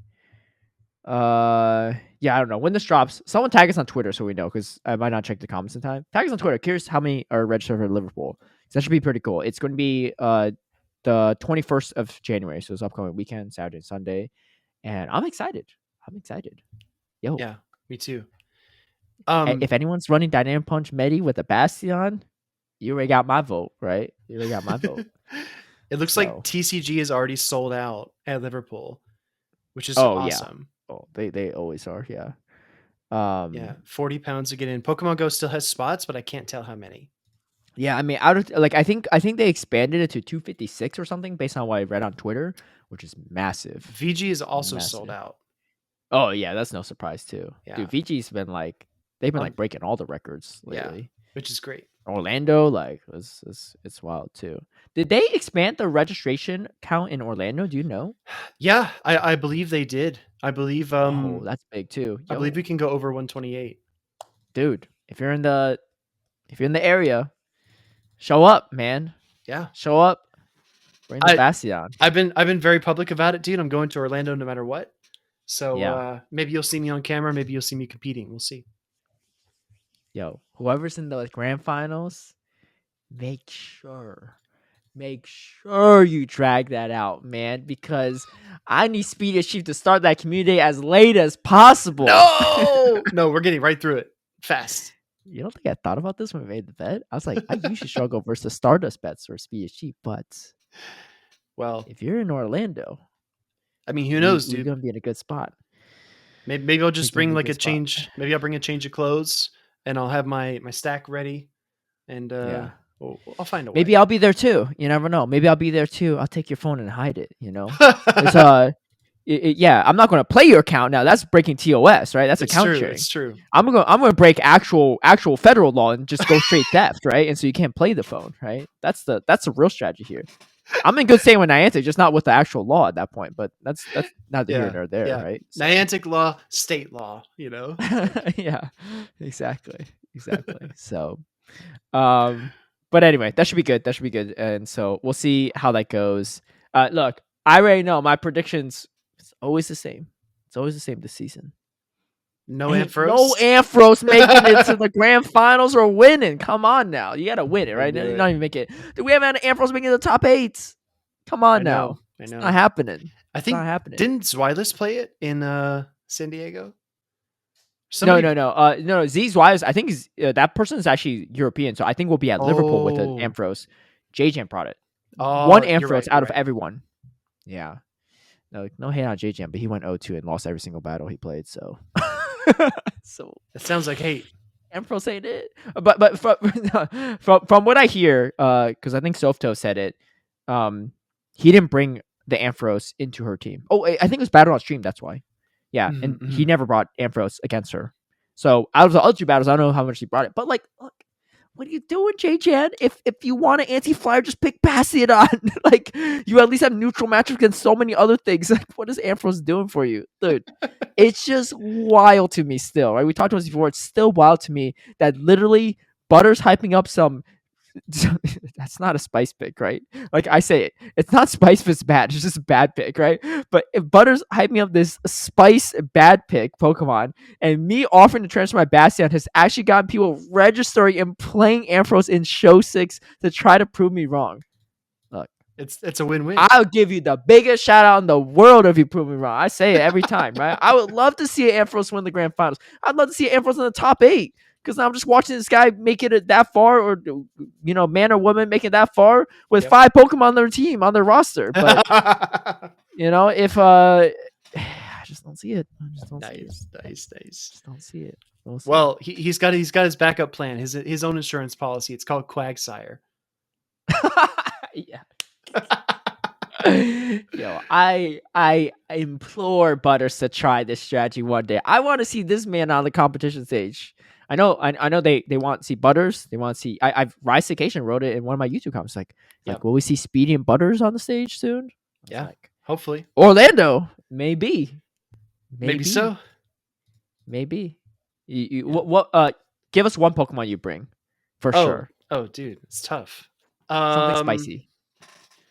Or you don't want to reveal a spicy thing that I bring? Yeah, dude. Every time, dude. So I have your stream on the background a lot of times. Yeah. And I kid you not. I think almost 100% of the time I look over and you have a fortress. Yeah. Like you used one like yesterday too. I was like, why is this man still using fortress? People request it. This is like if I was using Lugia at Open Great League. I mean, Lugia is still fun. I mean, are they good? Yeah. No. But are they fun? Yeah. I actually don't know. I actually don't know what I'd bring. I haven't built a team for Show 6 in a long time, and I feel like the meta's changing subtly, but not too much to like find a huge weakness, like a huge hole in the meta. Mm-hmm. I don't know. Yeah.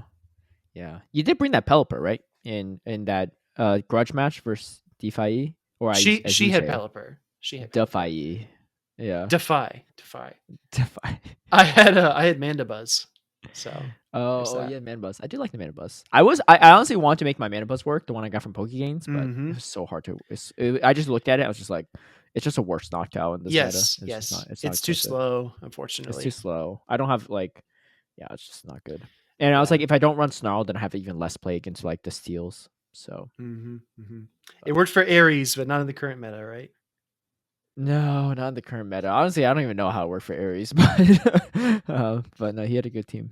Yeah, anyway, I think that wraps it up for us. Episode 82 here. Best of luck as you collect your mushrooms this weekend. Thanks, man. I'm gonna be stacking mushrooms. You stacking mushrooms. I'm stacking those comb bees. I'm stacking those bees. Extra 250. That's a 5-head play. I'll work on that t-shirt design. So we'll be doing it. Did you hit expert already? You said you did, or you? Yeah, I did. Almost... Yeah. Okay. Well, next up, legend, right? Yeah. Easy claps. Yeah. I mean, you could get a personal coach in your corner at any time. It's true. Not me. I'm not offering my services. I'm talking about your fiance here, Marita. Here. It's true. if that's the thing, if I had the Master League Pokemon, 100%. But we still need to do a Bastiodon stream this season. I want to get that knocked out. The CC, it's been like 2. It's like been like 2+ seasons at this point. I know. Bastion gonna have Mudshot the day you finally use it. It's gonna be that late in the meta. Yeah, Bastiodon with Thunderbolt.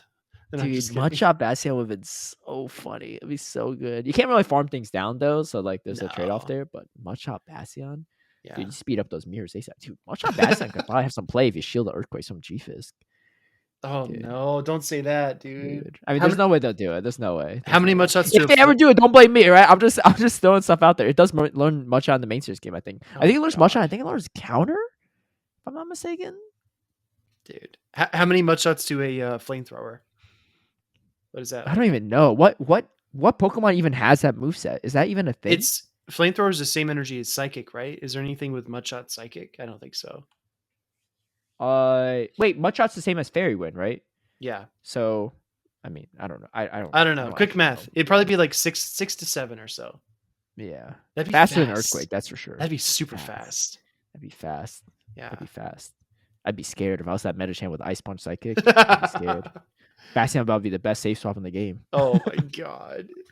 No. Yo, imagine that. Like, dude, I can't imagine a Bastion moving that quick. Right? Like, it'd be like hopping. Yeah. Dude, that'd be scary. It's like a rhino on steroids running towards you. Yeah. Dude. I Well, love it. Hopefully it never happens. Hopefully. That's okay. It's a bigger flex winning without it. But anyway, thanks all for joining. I think that wraps up for us. And we'll catch you all next week. And best of luck to everyone competing at Liverpool Regionals. Yeah. It's gonna be Except for amazing. the guy running Ampharos. Except for Z's Wireless. I'm just kidding. Yeah. All right. Peace out.